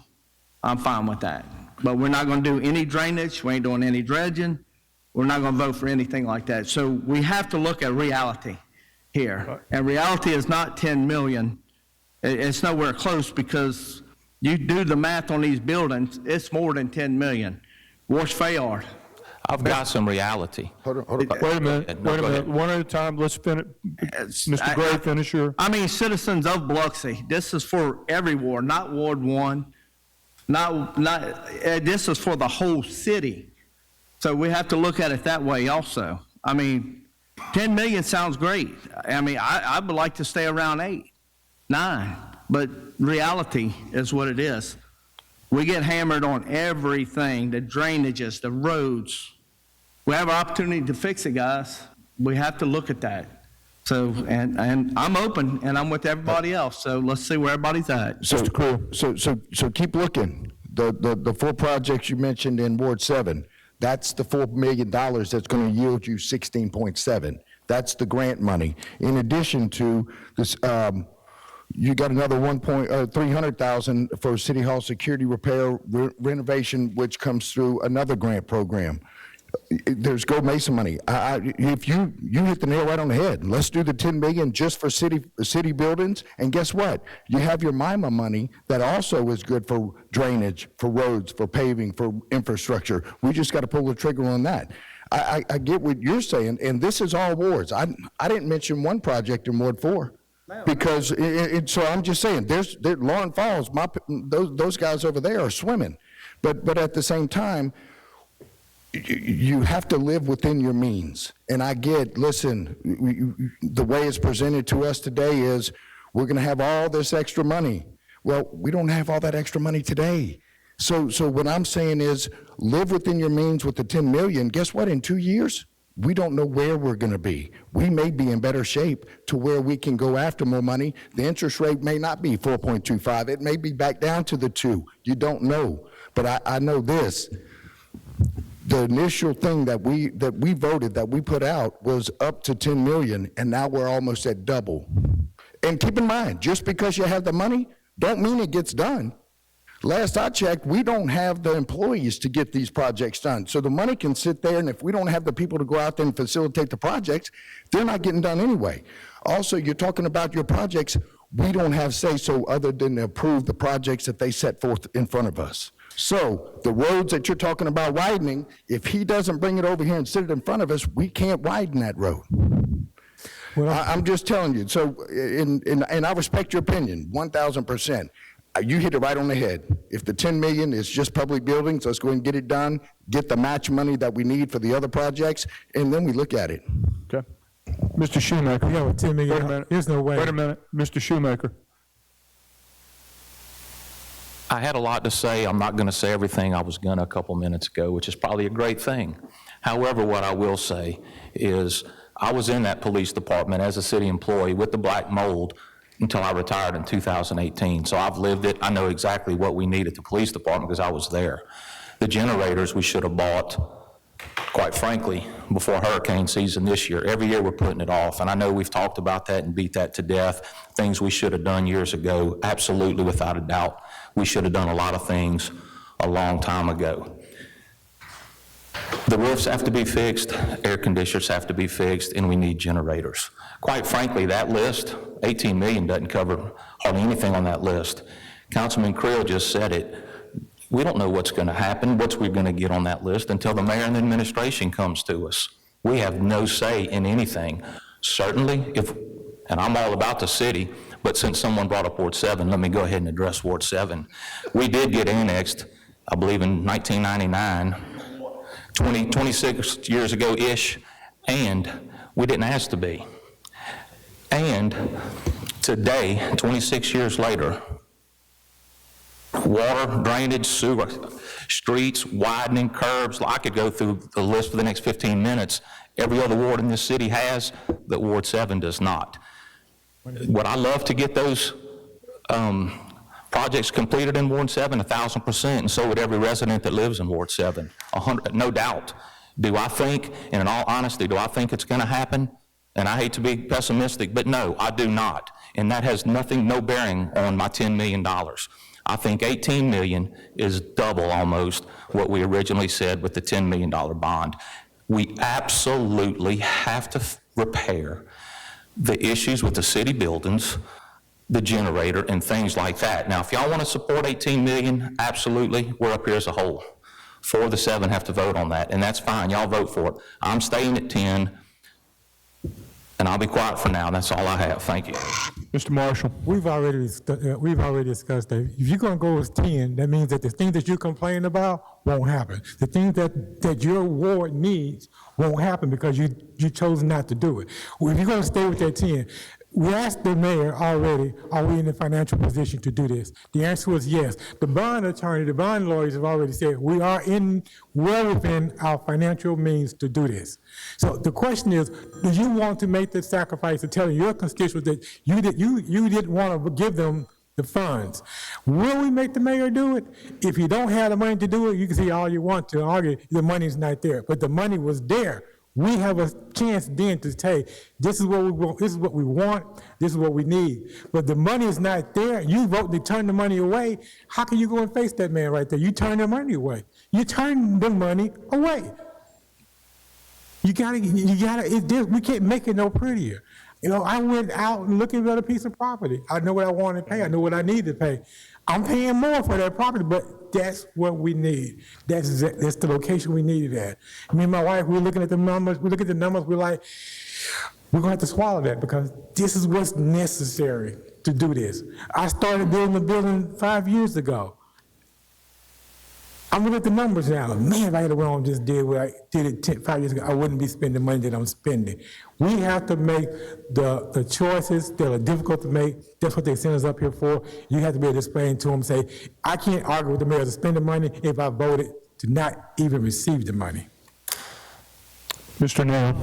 The 18 million, that's just up to, right? I mean, we could spend 10, but we got. Depending on the No, project. you got to spend 85% of it. You got to spend 85% In of 3 it. years. In 3 years. Okay, all right. Let me shed a little bit of light on MEMA kinds of projects. Suppose 12 million, 10 million was just MEMA funded projects. Okay? 2 ways you could do that. You still have to borrow money, or you would wait till you stack up $4 million a year, $4 million a year, $4 million a year till you have that money, then you go do it. Guess what? It's going to happen. It'll cost you 4, 5, 6, 3 times more as far as inflation. The thing to do is to borrow that money for MEMA projects, let the MEMA funding source that's not committed, right, to the tune of $1 million a year, to do this. That's the proper way to do that. But now we're just adding the other stuff that needs to be done. And again, these projects need to be done. And whether it's MEMA-related stuff or whether it's, city assets, buildings that we have to do, to me, it's similar to what we should have done when we borrowed the $14 million to do A.J. Holloway's sports complex. It was the right thing to do. The timing was proper. How much was that we borrowed for the sports complex? $14 million. About $7 million was 7 and 7 together. There was a $14 million bond. Is that right? 7 was related to the Pops Ferry extension, which could have been, some minor stuff. So we borrowed the money, and actually, it was the proper thing to do because we borrowed it at less than what we were getting. Let me get this right. So someone sitting up here was okay with borrowing $7 million for a sports complex. And $7 million. But we don't want to borrow the money to fix his sidewalks and pave his roads out there. $7 million for infrastructure too. We did that. But bottom line is, even if it were for just MEMA only, MEMA qualified stuff, the 2 ways to do it. You go borrow the money now and pay for it out of the debt service, or you wait for you have to take cash and go do it. So it's similar. And again, we just need to make the call. Make the call in order. What's the best way to do these things that we have to? They're not going to go away. They're still going to need to be done. So the bond, are we safe as far as our credit, as far as our limits? Are we still in the safe zone? 18 million. And that's a yes. Yeah. But come on. Mr. Gray, did you have anything? I know I went down the line coming back to you because this was spirited off of some of your comments initially. No, but like y'all said, we borrowed 10 million, and the administration don't want to do it, they ain't got to do it. So if you borrow 18 million, they don't want to do it, they ain't got to do it. You borrow 5, it's the same thing. Yep. So we just need to look at the right thing for the city. And I understand the debt service, paying it back, but things ain't getting no cheaper. Everything's going up higher. Sure. We have to look at the best way for the city on both ends. I mean, paying it back, I mean, we got stuff dropping off. People don't build an addition, they got to go borrow money to do it. That's the same thing we're doing. We're trying to fix things that people are calling us, complaining about every day. Sure. And we have the opportunity to do that. I mean, I was at 12 million, but after listening to everybody, I mean, this is a hard thing to do. Is Mr. and Mrs. Biloxi gonna call me tomorrow, complain about a road falling apart, gonna call y'all about y'all's ditches.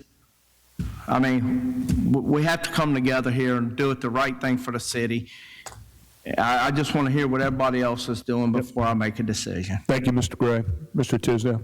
Yeah, just to personalize it a little bit more for the folks in Ward 5 who may be listening or present today.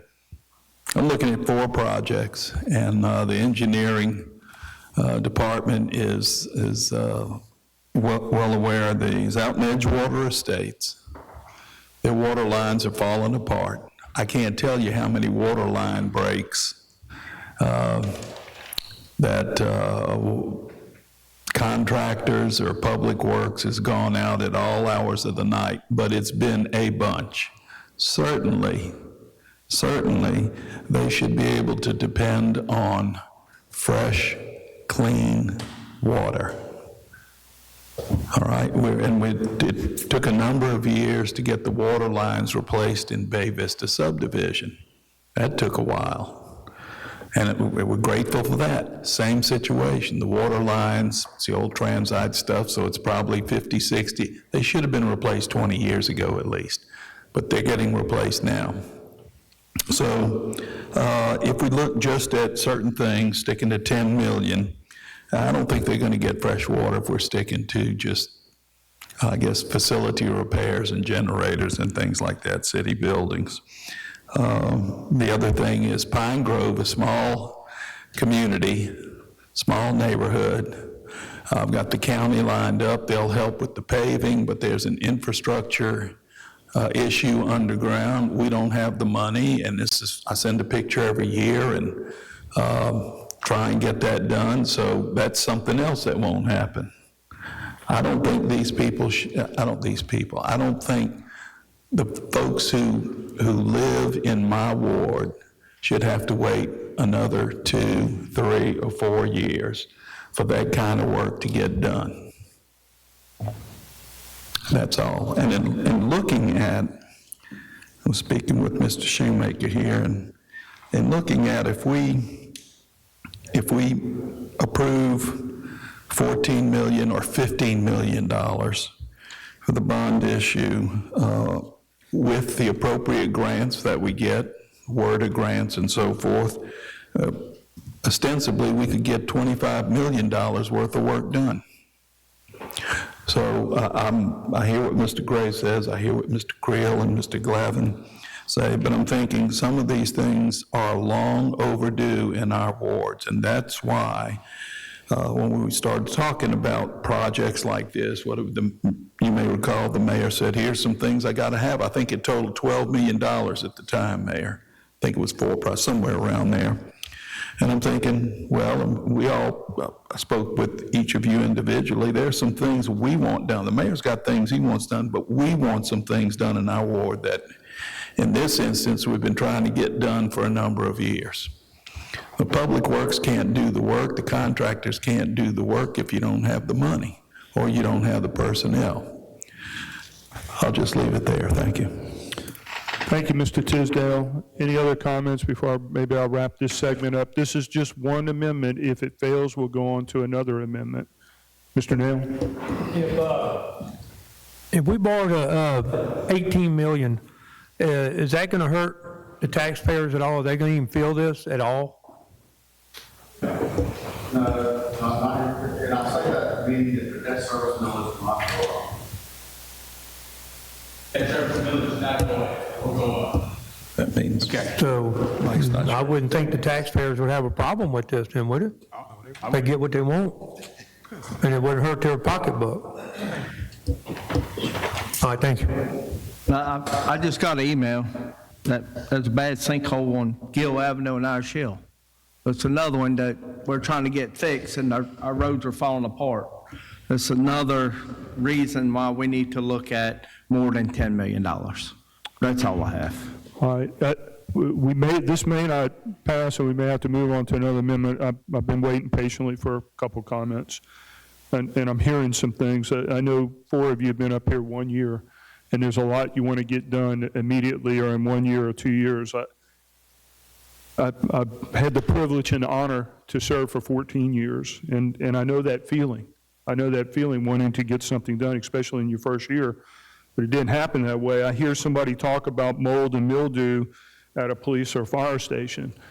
Fire Station 7 was on a trailer on cinder blocks for over 2 decades, and we finally was able to get, it wasn't a bond, but we used South Mississippi Development District to do some creative financing, and now you see where Fire Station 7 is today. It didn't happen in my first year, second year, third year, whatever. It happened just 6 years ago. But I worked on that project, and it took time to put it together, and man, I wish I could have got it done in my first year. Wasn't able to do that. A.J. Holloway Sports Complex, the $5.1 million that we spent on that complex just happened 2 years ago. Man, I wish I could have got it done in my first or second year, or third year, or fourth year, or fifth year. It just happened 2 years ago, and I watched all of our parks. We all are from Biloxi, and when I see these parks that are in disrepair, A.J. Holloway Sportsplex was heading in that same direction, and I think it was if it wasn't unanimous, it was 6-1 that we voted to allocate funding for that sportsplex. And you see the results of that sportsplex today, because all of our children in Ward 1 and 2 and 3, and 4, 5, 6, 7, and outside of our wards play and participate and have quality of life with their family and grandmothers and family out there. Pops Ferry widening. There was a time when Pops Ferry was 2-lane when I first got elected. It was a 2-lane out there. It takes time, it takes focus, it takes discipline to get a lot of these things over the goal line. But with perseverance, it will get done. It will definitely get done. I said earlier, if this passes the First Amendment, that's $10 million. If y'all want to propose another $10 million next year, you can do that, or $5 million, or whatever you think is necessary. But our word was $10 million, and I have to hinge on that at this point. We can get a lot done with $10 million. We can get a lot started with $10 million. And these other issues we can address either with grants, the dredging that I did over, and by the way, my ward used to be not just Ward 6, it was part of Ward 4 at one point. It was part of Ward 7 at one point. It's changed over the years when they redrew the lines. So our wards change, and we're involved in different parts. And to put a number, sometimes I think we get focused on that. We heard somebody say in the audience, hey, don't forget about Ward 7. I hear you about that ward, but don't forget about Ward 7. We have needs too. And this is a big decision. This is a big decision, and the public has been watching it.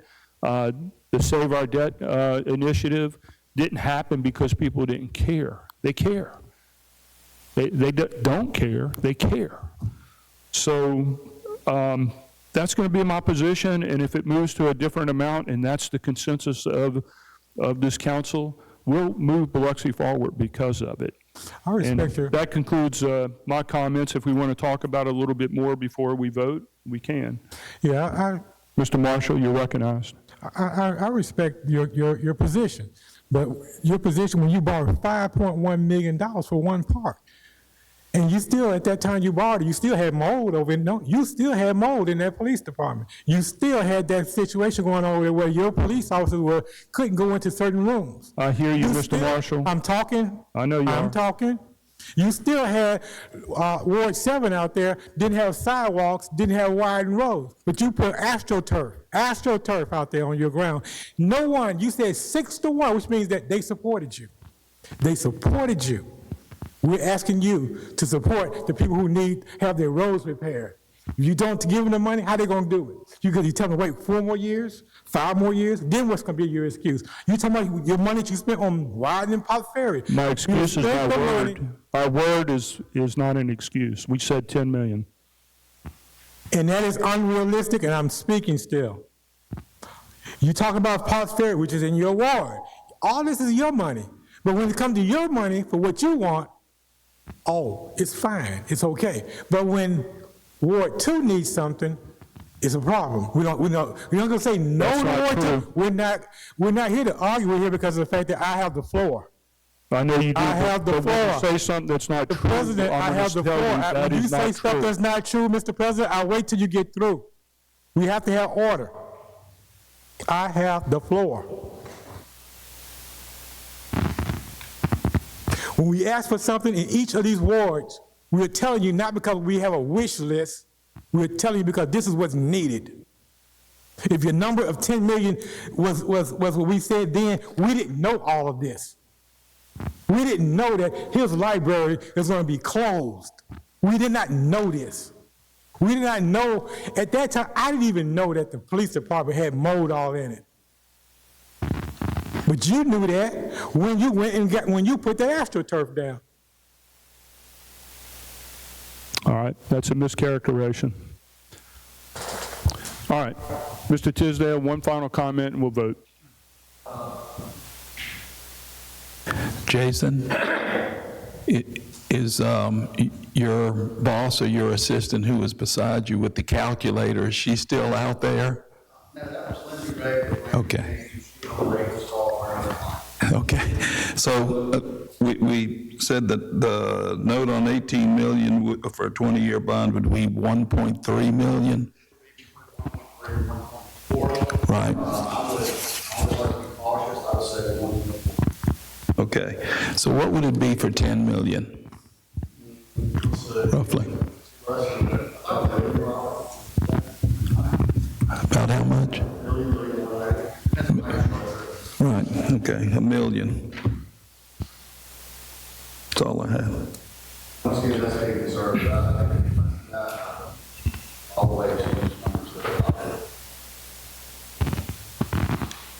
Thank you. I put you on the spot. I appreciate it. All right, there'll be no other comments. The chair will call for the question. The amendment is to fix the amount at up to $10 million. All in favor? Those opposed? Motion fails 3-4. Chair will entertain a motion for a second amendment. I'd like to stick with the amendment of 18 million. It's going to just cut to the chase. It just go, what's on this paper, the resolutions for 18 million, just vote it up or down. All right, is there a second? There being no second, the motion fails. We move on to... Wait, he got a second right here. You have a second. There was no second. I called for a second. There was no second. He's sitting right here saying he has a second. There was no second. There was no second. Was you going to second that? Yeah. There was no second. The chair called for the second. There was no second. Right here. Obviously, you... Chair will entertain another motion for an amendment. Want to go 17? 18 million is what we said. You ignored this man. Down. You want to turned your back to this man when this man was doing his second. The chair will entertain a motion for an amendment. Mr. Tisdale, you're one of the most... The chair will entertain a motion for another amendment. Mr. Tisdale, I'm sorry, I need to know the order. The chair will entertain a motion. I'm calling for the point of order, sir. There is no point of order. The chair has called for an amendment for a consideration of another amendment. Might the gentleman in Ward 2 make a motion for 17.9 million or 18? I'd like to make a motion for 17.9999. Okay, thank you. Is there a second? Second. Seconded by Mr. Nail. Discussion. We've already been discussing this. It's a hard decision. It's not a popular decision. Yes, there will be some kickback and some bad talking, but we owe it to the citizens of Biloxi to make what's good as far as financial decision. The people we pay to give us the financial advice are telling you this is the right decision. The mayor is telling you this is the right decision. The CAO is telling you this is the right decision. It looks good to sit back there and say, oh, I tried to save you some money at 10 million. But what you're not doing is telling the truth, because your financial advisor said this is not saving any money.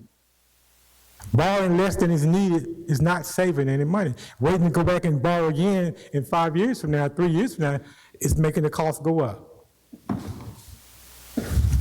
Thank you. Thank you, Mr. Marshall. Mr. Nail. I'm just going to go back to, it's not going to cost the taxpayers any money. All right, any other discussion? Just a quick comment. Personally, I'm not on board with 18,000. I'm prepared to make another motion in the future. 18 million? Excuse me, 18, I'm sorry. 17.99. 17.9999999. But I'm prepared with a motion should this motion fail. Thank you. Thank you, Mr. Tisdale. Any other discussion? All in favor? Ooh, almost raised my hand. All in favor of the motion for 17.999? All opposed? Motion fails 3-4. Chair will entertain a motion for another amendment. I'll make a motion not to exceed $15 million. And again, I base that on the survey that was done with the council and after the mayor's thoughts on his projects that he originally put forth. I think it's a good basis. It's identified the projects that we all have consensually agreed upon. And that's where I am. So that's my motion, not to exceed 15 million. All right, motion on who seconded it? Do we have a second? Don't have a motion yet. That's your amendment. Do we have a second on the amendment? Seconded by Mr. Nail. You still have the floor, Mr. Tisdale? Yeah, we've discussed it enough. I appreciate everybody's position, and I know we all have challenges, and we've heard we can resolve some of these challenges. The only question we were really discussing is how many challenges do we want to address, knowing that the cost in the future is going to be greater. That having been said, that's all I got. Thank you, Mr. Tisdale. Mr. Nail? No comment. All right, any other discussion? I got one. Y'all got to remember, took you 6 years to do A.J. Holloway. No, 6 years ago. 6 years ago. No, 2 years ago, I'm sorry. So you did it in your first term?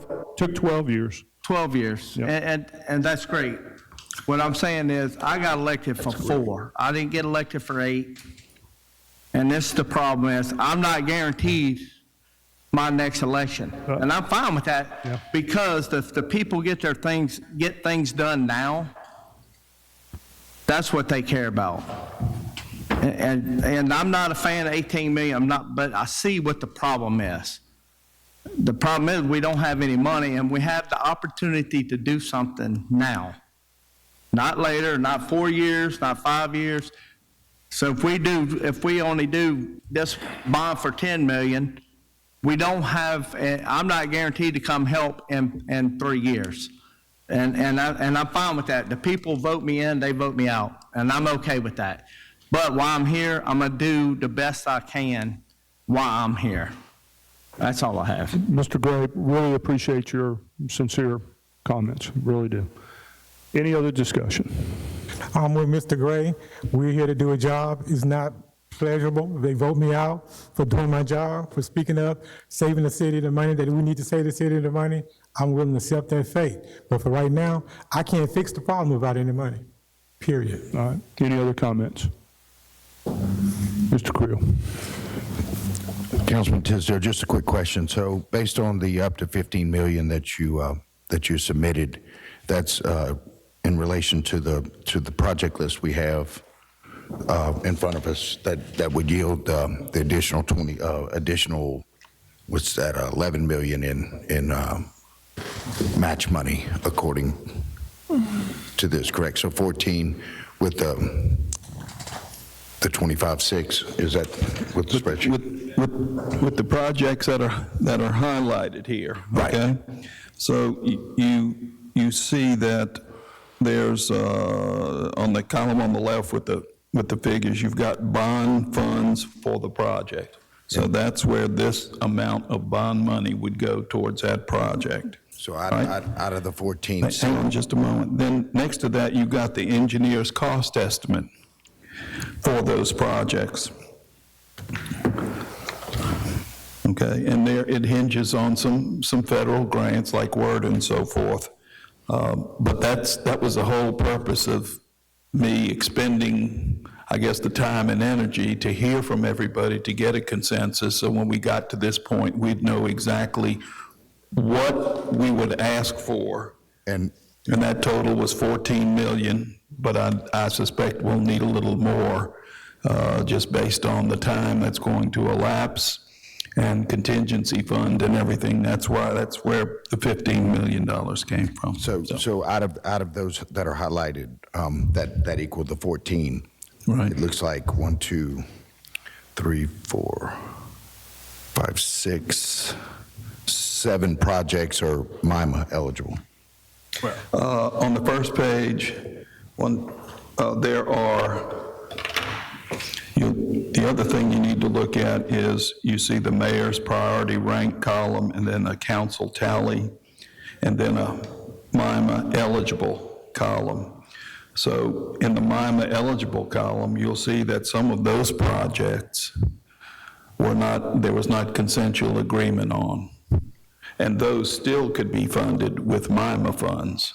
And let me jump in too. Some of the Mayor, jump in. I'll jump in. Not with an algorithm, but there was some of the 2 million, 2.4 million matched up with probably $8 million worth of WORD grant, which is at 25% in order to get $10 million worth of construction. That's, I think, what you. Absolutely. Hey, this, I don't have a ward, okay? It's all in one of your wards. We've identified some of these projects go over 2 wards.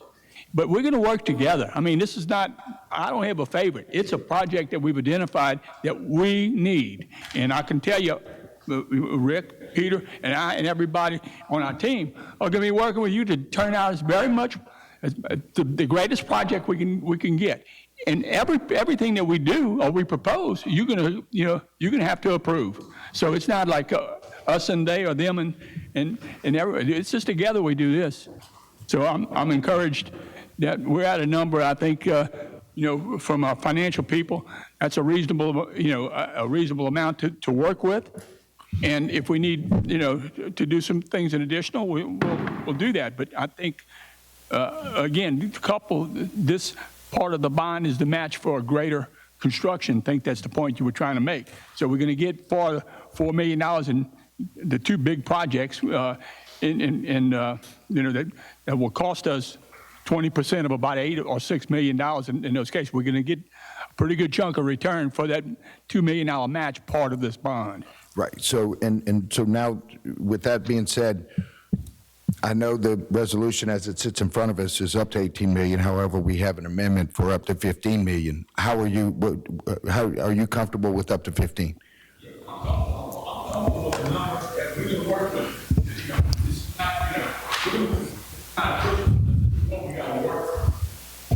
And, a bang to the buck, we're going to go for it. And the thing needs to be done. Great, thank you. Thank you, Mayor. Any other discussion? Yeah, like the mayor said, this is not a need. This is not a want. This is a need. This is things that need to be done in this city, in everybody's ward, that we get calls on every day. This is a need. This is $1 million, $2 million. We got a contract to ask for, laying contract, we got a concrete laying project.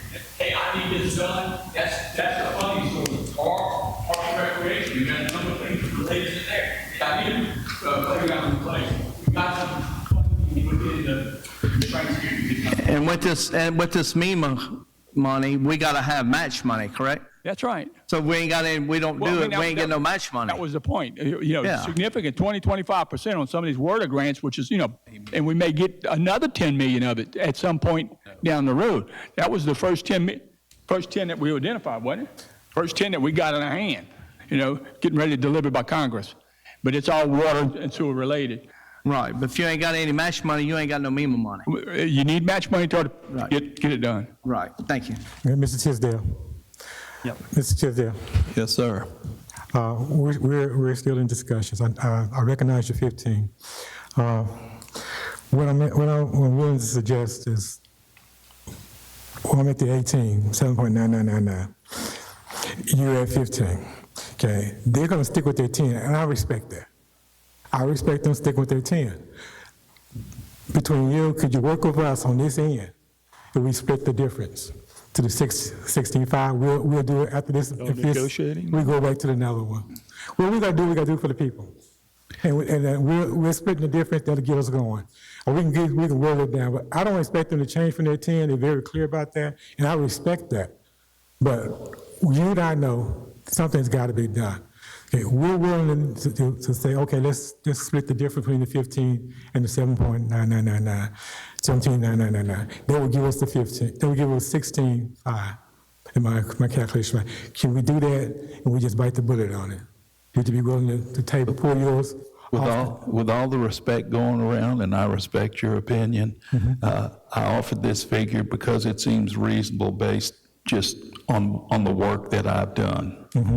And I don't, other than, I can't go 18, I can't go 17, 9999998. So I'm asking for 16.5 and splitting the difference. But I couldn't go 10, but I'm good with 15. I'm standing pat at 15. So. All right, any other discussion? No. Call for the question. All in favor of the 15? Here I am. All opposed?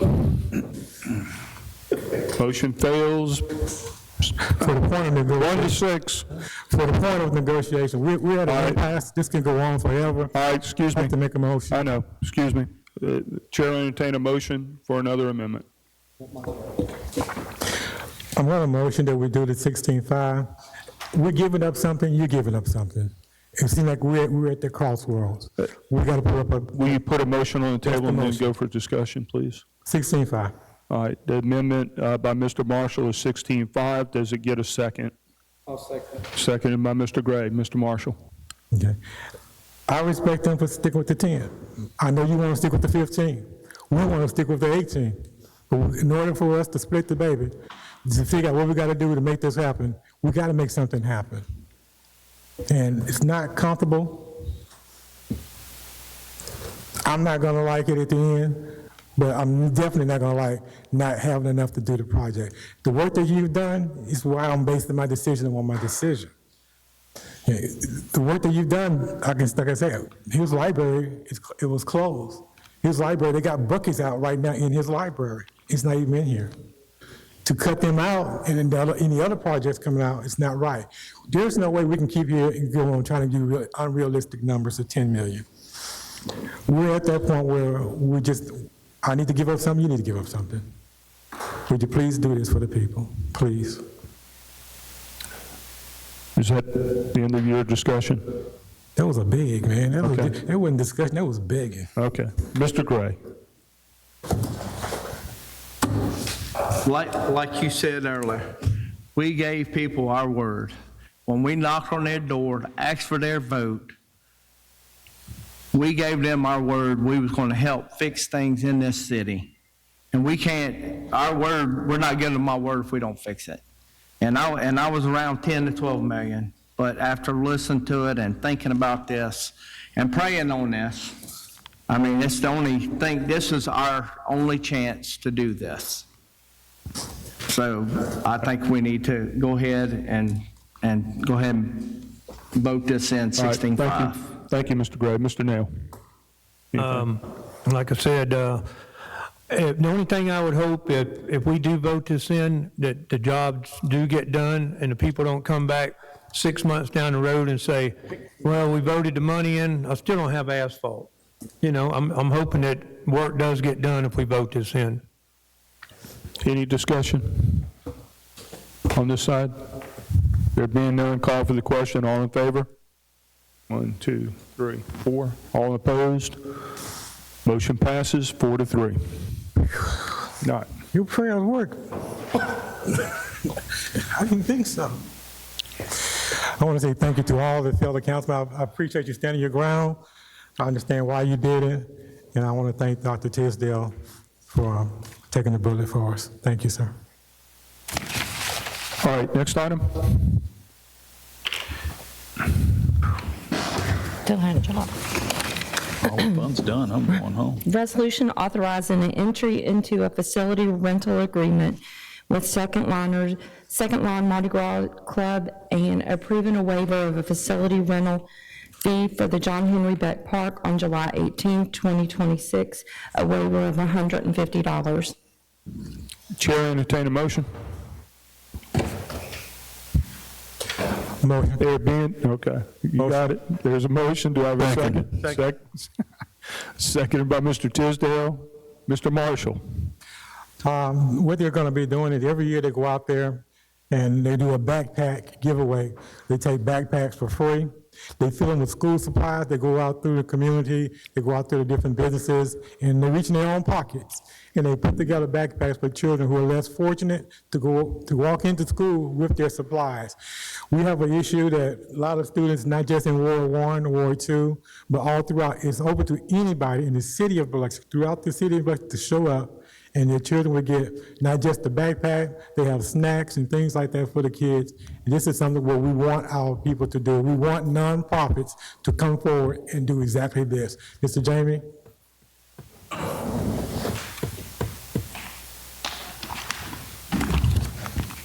Yeah, just to kind of feed on that, when we met with the Second Line group, this is an annual event that they do out at John Henry Beck, to where, like Councilman Marshall was saying, the kids who may not be fortunate enough to get their school supplies before the first day of school can go out there. They go out, receive donations from the community, purchase them through their own funds. So it is really a wonderful event to not only support the kids or the school-age kids in Ward 2, but it is open to anybody's ward throughout the entire city for those who may not be able to afford school supplies or anything like that. It really is a great program that's been going on for a while and successful, so we support this as a department. Thank you, Jamie. I'm sorry, you still have the floor. I'm good. Okay. Mr. Tisdale. I'm gooder. All right. Any other comments? All in favor? Those opposed? Motion carries. Mr. Gray was out of the room. All right. Need a motion on the consent. So move. Second. Moved by Mr. Creel, seconded by Mr. Tisdale. Mr. Creel. So let's see. Let's start with item B. Peter, is that going to get us through the fiscal year? Yeah, so that'll be good for July, August, and September. That's right. We'll have next week we'll have another docket next week, but then that'll get us through the last 3 months. Okay. And it's primarily for one particular piece of litigation, Oscarinda. Okay. And that's coming from general fund? Yes. Right. All right. Item D, is that, are we tearing this down? Is that what? No, what this is a case that the council had already voted to approve. There was a typo in the parcel number. We're bringing it back to y'all to correct that typo. Okay. All right.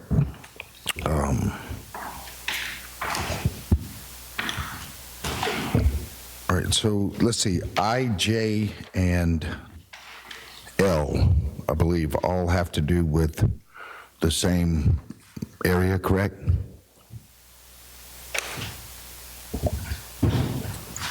Not L, I and J. Not L, okay, so I and J is the fuel dock, but L is the then, Toddlands, yeah, but it's, small craft harbor. The N and, I and J is the Patellos, the Gorn flows. going for, oh, so this is behind the Nugget, and then L is small craft harbor. Correct. Okay, thank you. That was it, right.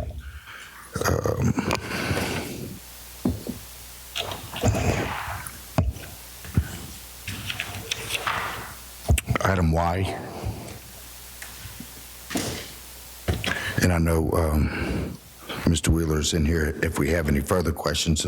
I guess on the $380,000 investment that Mr. McElroy put into the area, did he get any concessions, or was there anything on that as far as a tax abatement or anything?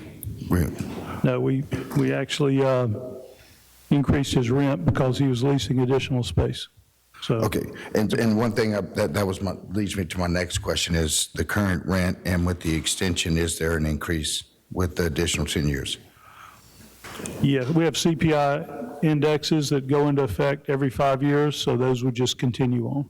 So there would be a gradual increase. We're just going from 2040 to 2050, and that's for his future investment. Right, the request was to add an extra 10 years because 15 years have passed. So they're just kind of trying to keep an ongoing amount of lease going.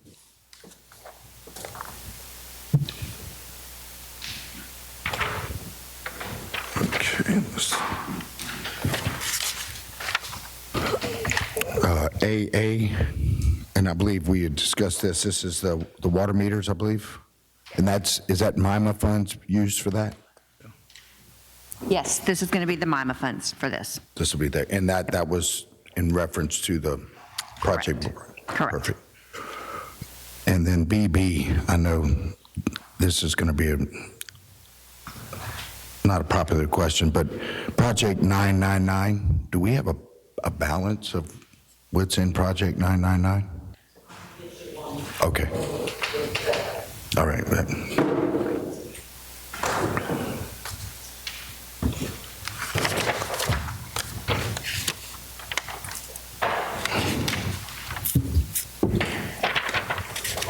So item DD, it's a 30-year lease for the 30 years from 2006, so it's up for renewal, is that what it is? What's going on is this lease was originally done when they financed the Carnival Barn, and they built it. All the financing has been paid off. The lease needs updating and removal of that to make it easier. Worked with Jennifer. We're all in 100% agreement that we like these terms. Okay. All right. And then, so, let's see. I think FF is a great, I think we need to make sure we publicize FF with this Stars, Stripes, and Seafood. Out in Biloxi Seafood Founding Fathers on July the 3rd, part of that 250-year celebration at Seafood Museum. Appreciate all the work on that. That's all I got. Thank you. Thank you, Mr. Creel. Mr. Tisdale. Yes, thank you. Rachel, on item J. We'll get back to it. Sure. And if you would, just explain what's going on. The reason I've raised that, I've asked for an explanation is because in looking back at the invoices that are noted in here, they're all from 2017 and 2018, which is That's correct. a few years back. November, this came to our attention, and we amended.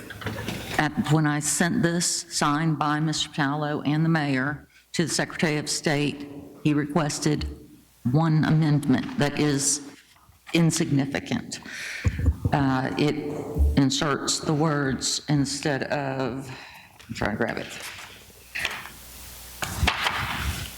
instead of saying, we originally said improvements to city property as detailed in Exhibit A, he wanted it improvements to city property, specifically the expansion and improvement of the fuel dock, which occurred in 2017 and 2018, as detailed in Exhibit A. So we are redoing this for that half of a sentence. So this comes about at the direction of the Secretary of State's office? Yes. Okay, thank you. That's all. Believe it or not, that's all. All right. Any? I don't have any. All right, Mr. Marshall, Yes, sir. you want me to come back to you? I'm going to go ahead and All go right, through go it. ahead. Man, y'all worked me today. Man. Oh, boy. Okay. Item Y. Mr. Wheeler, can you step forward, sir?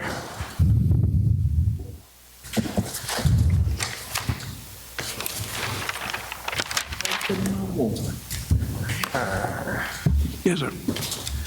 You're here representing who? McElroy's. McElroy? Yes. Okay. And they're located where? Excuse me. Where they're located at? 185 Main Street, Biloxi. Then next to what? You know where I'm located? No. McElroy's Seafood Restaurant down in the Small Craft Harbor. Okay. All right. We get in East Biloxi, they're what we consider to be in East Biloxi. People say that businesses in East Biloxi have a hard time. They can't survive in East Biloxi. How long have they been there? How long have you been there? 40 years. 1974. 1974. Are they located in the flood zone? They're 22 feet above the flood zone, I think. So a business located in East Biloxi in the flood zone can survive and can thrive. Yes, it can. So that's just something that people just saying to run people off, seems like. I just want to make sure you understand that I appreciate the family for sticking with East Biloxi. I appreciate their family where they could have went anywhere and built their own ground somewhere. They serve good enough food. People drive 100 miles to get to them. And I know I've driven down straight to the foot of Main Street to them many a time, and I will continue to do so. And whatever we got to do in East Biloxi to keep a business in East Biloxi is going to support it. Thank you, sir. I think that restaurant's been there since I was a kid, and it was just the wooden building on the old marina. Yeah, you and Moses and the guy with the ark, y'all was eating there together, wasn't you? Yes, sir. Yes, sir. Thank you, sir. All right. Mr. Gray? I have nothing. Mr. Marshall and the rest of them that stole everything. Mr. McElroy's been there for a long time. We grew up there as kids eating. I wish they'd bring the breakfast back, but that's just me. I'm good. That's all I have. Thank you. Did I miss anybody over here? Just double checking. I'd let the record show that I'll be recusing myself from item Y. I do have one more item I did miss. All right. HH.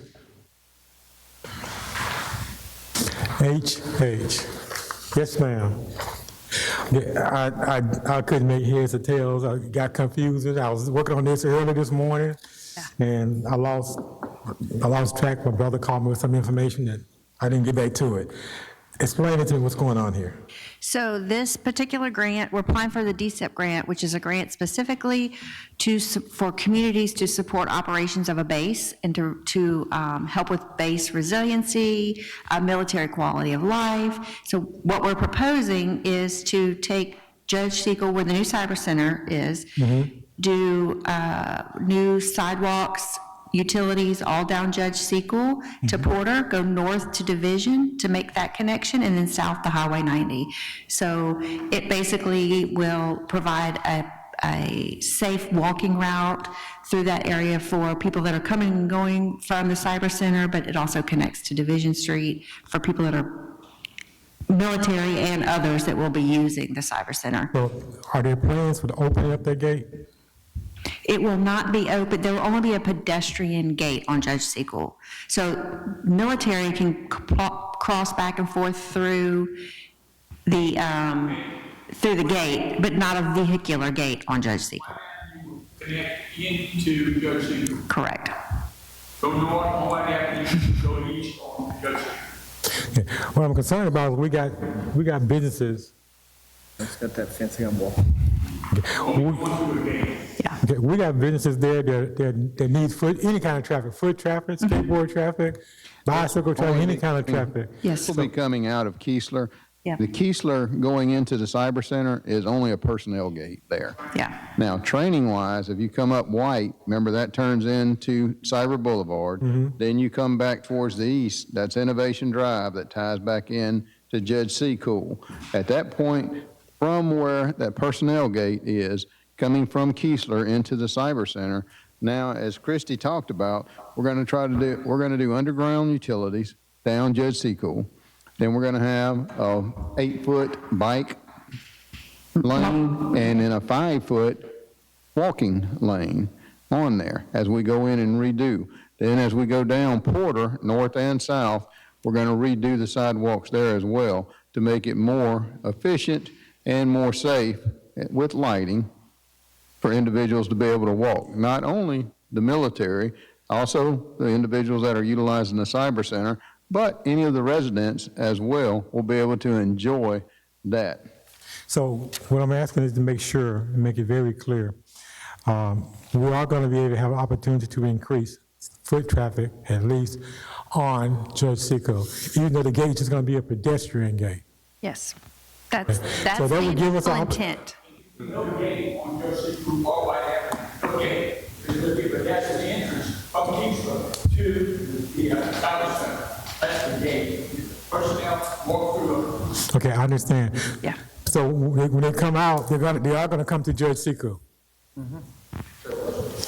They'll be able to The get, traffic, the foot traffic, the bicycle traffic will be coming to Judge Seacool. that will be one of the routes to get to it, yes. And putting the new sidewalks and things is going to make it more attractive. I need to Yes. get businesses in East Biloxi. Yes, and That's what I'm after. that's what we're Those trying to that do are- is get the base, Right. and people using the Cyber Center out into the community. That's what we want. Yep. Okay, so we are going to be working on just getting the people from that base Yes. who come out to Judge Seacool. I can get some businesses that can sell that to the Yes. people. That's the main goal of the grant application and this grant funding source is to tie the base community to the local community. Okay. Yep. I like that. It's going to make it a lot easier. Yep. Go East Biloxi. Thank you. You're welcome. Not in the horn. All right, any other comments on the consent? Not, we'll go ahead and approve the consent, then I'll get exceptions. All in favor? Those opposed? Motion carries. Mr. Gray? None. Mr. Marshall? Thank you. Mr. Nail? None. I have an exception on item Y. I'll be recusing myself. Mr. Creel? No exceptions. Mr. Tisdale? No, sir, thank you. Mr. Shoemaker? No exceptions. All right. Thank you, gentlemen. Code enforcement hearings, we'll go ahead and open those up.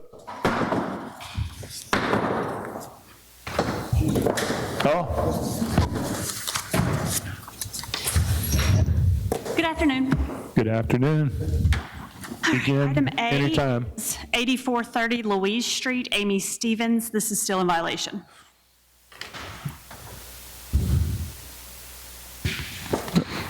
Anyone here to speak on behalf of Amy C. Stevens, 8430 Louise Street?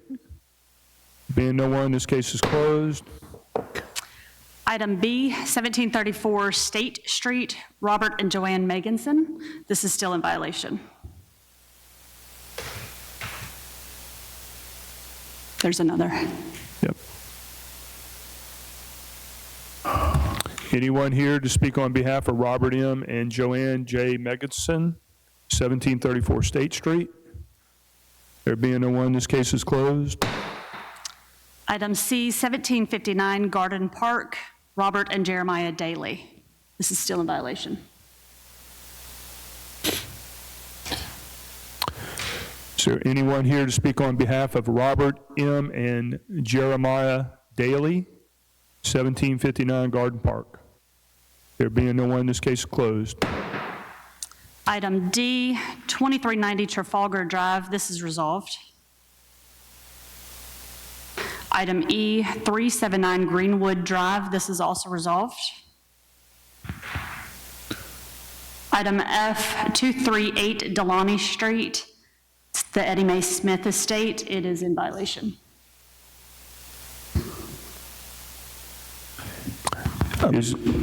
Yeah, just to. Yep, go ahead. Correct me if I'm wrong, but whenever these are basically estates, they tend to go on and on sometimes, right? Until, I guess, everything's probated or whatever. Right, okay. Thank you. Thank you, Mr.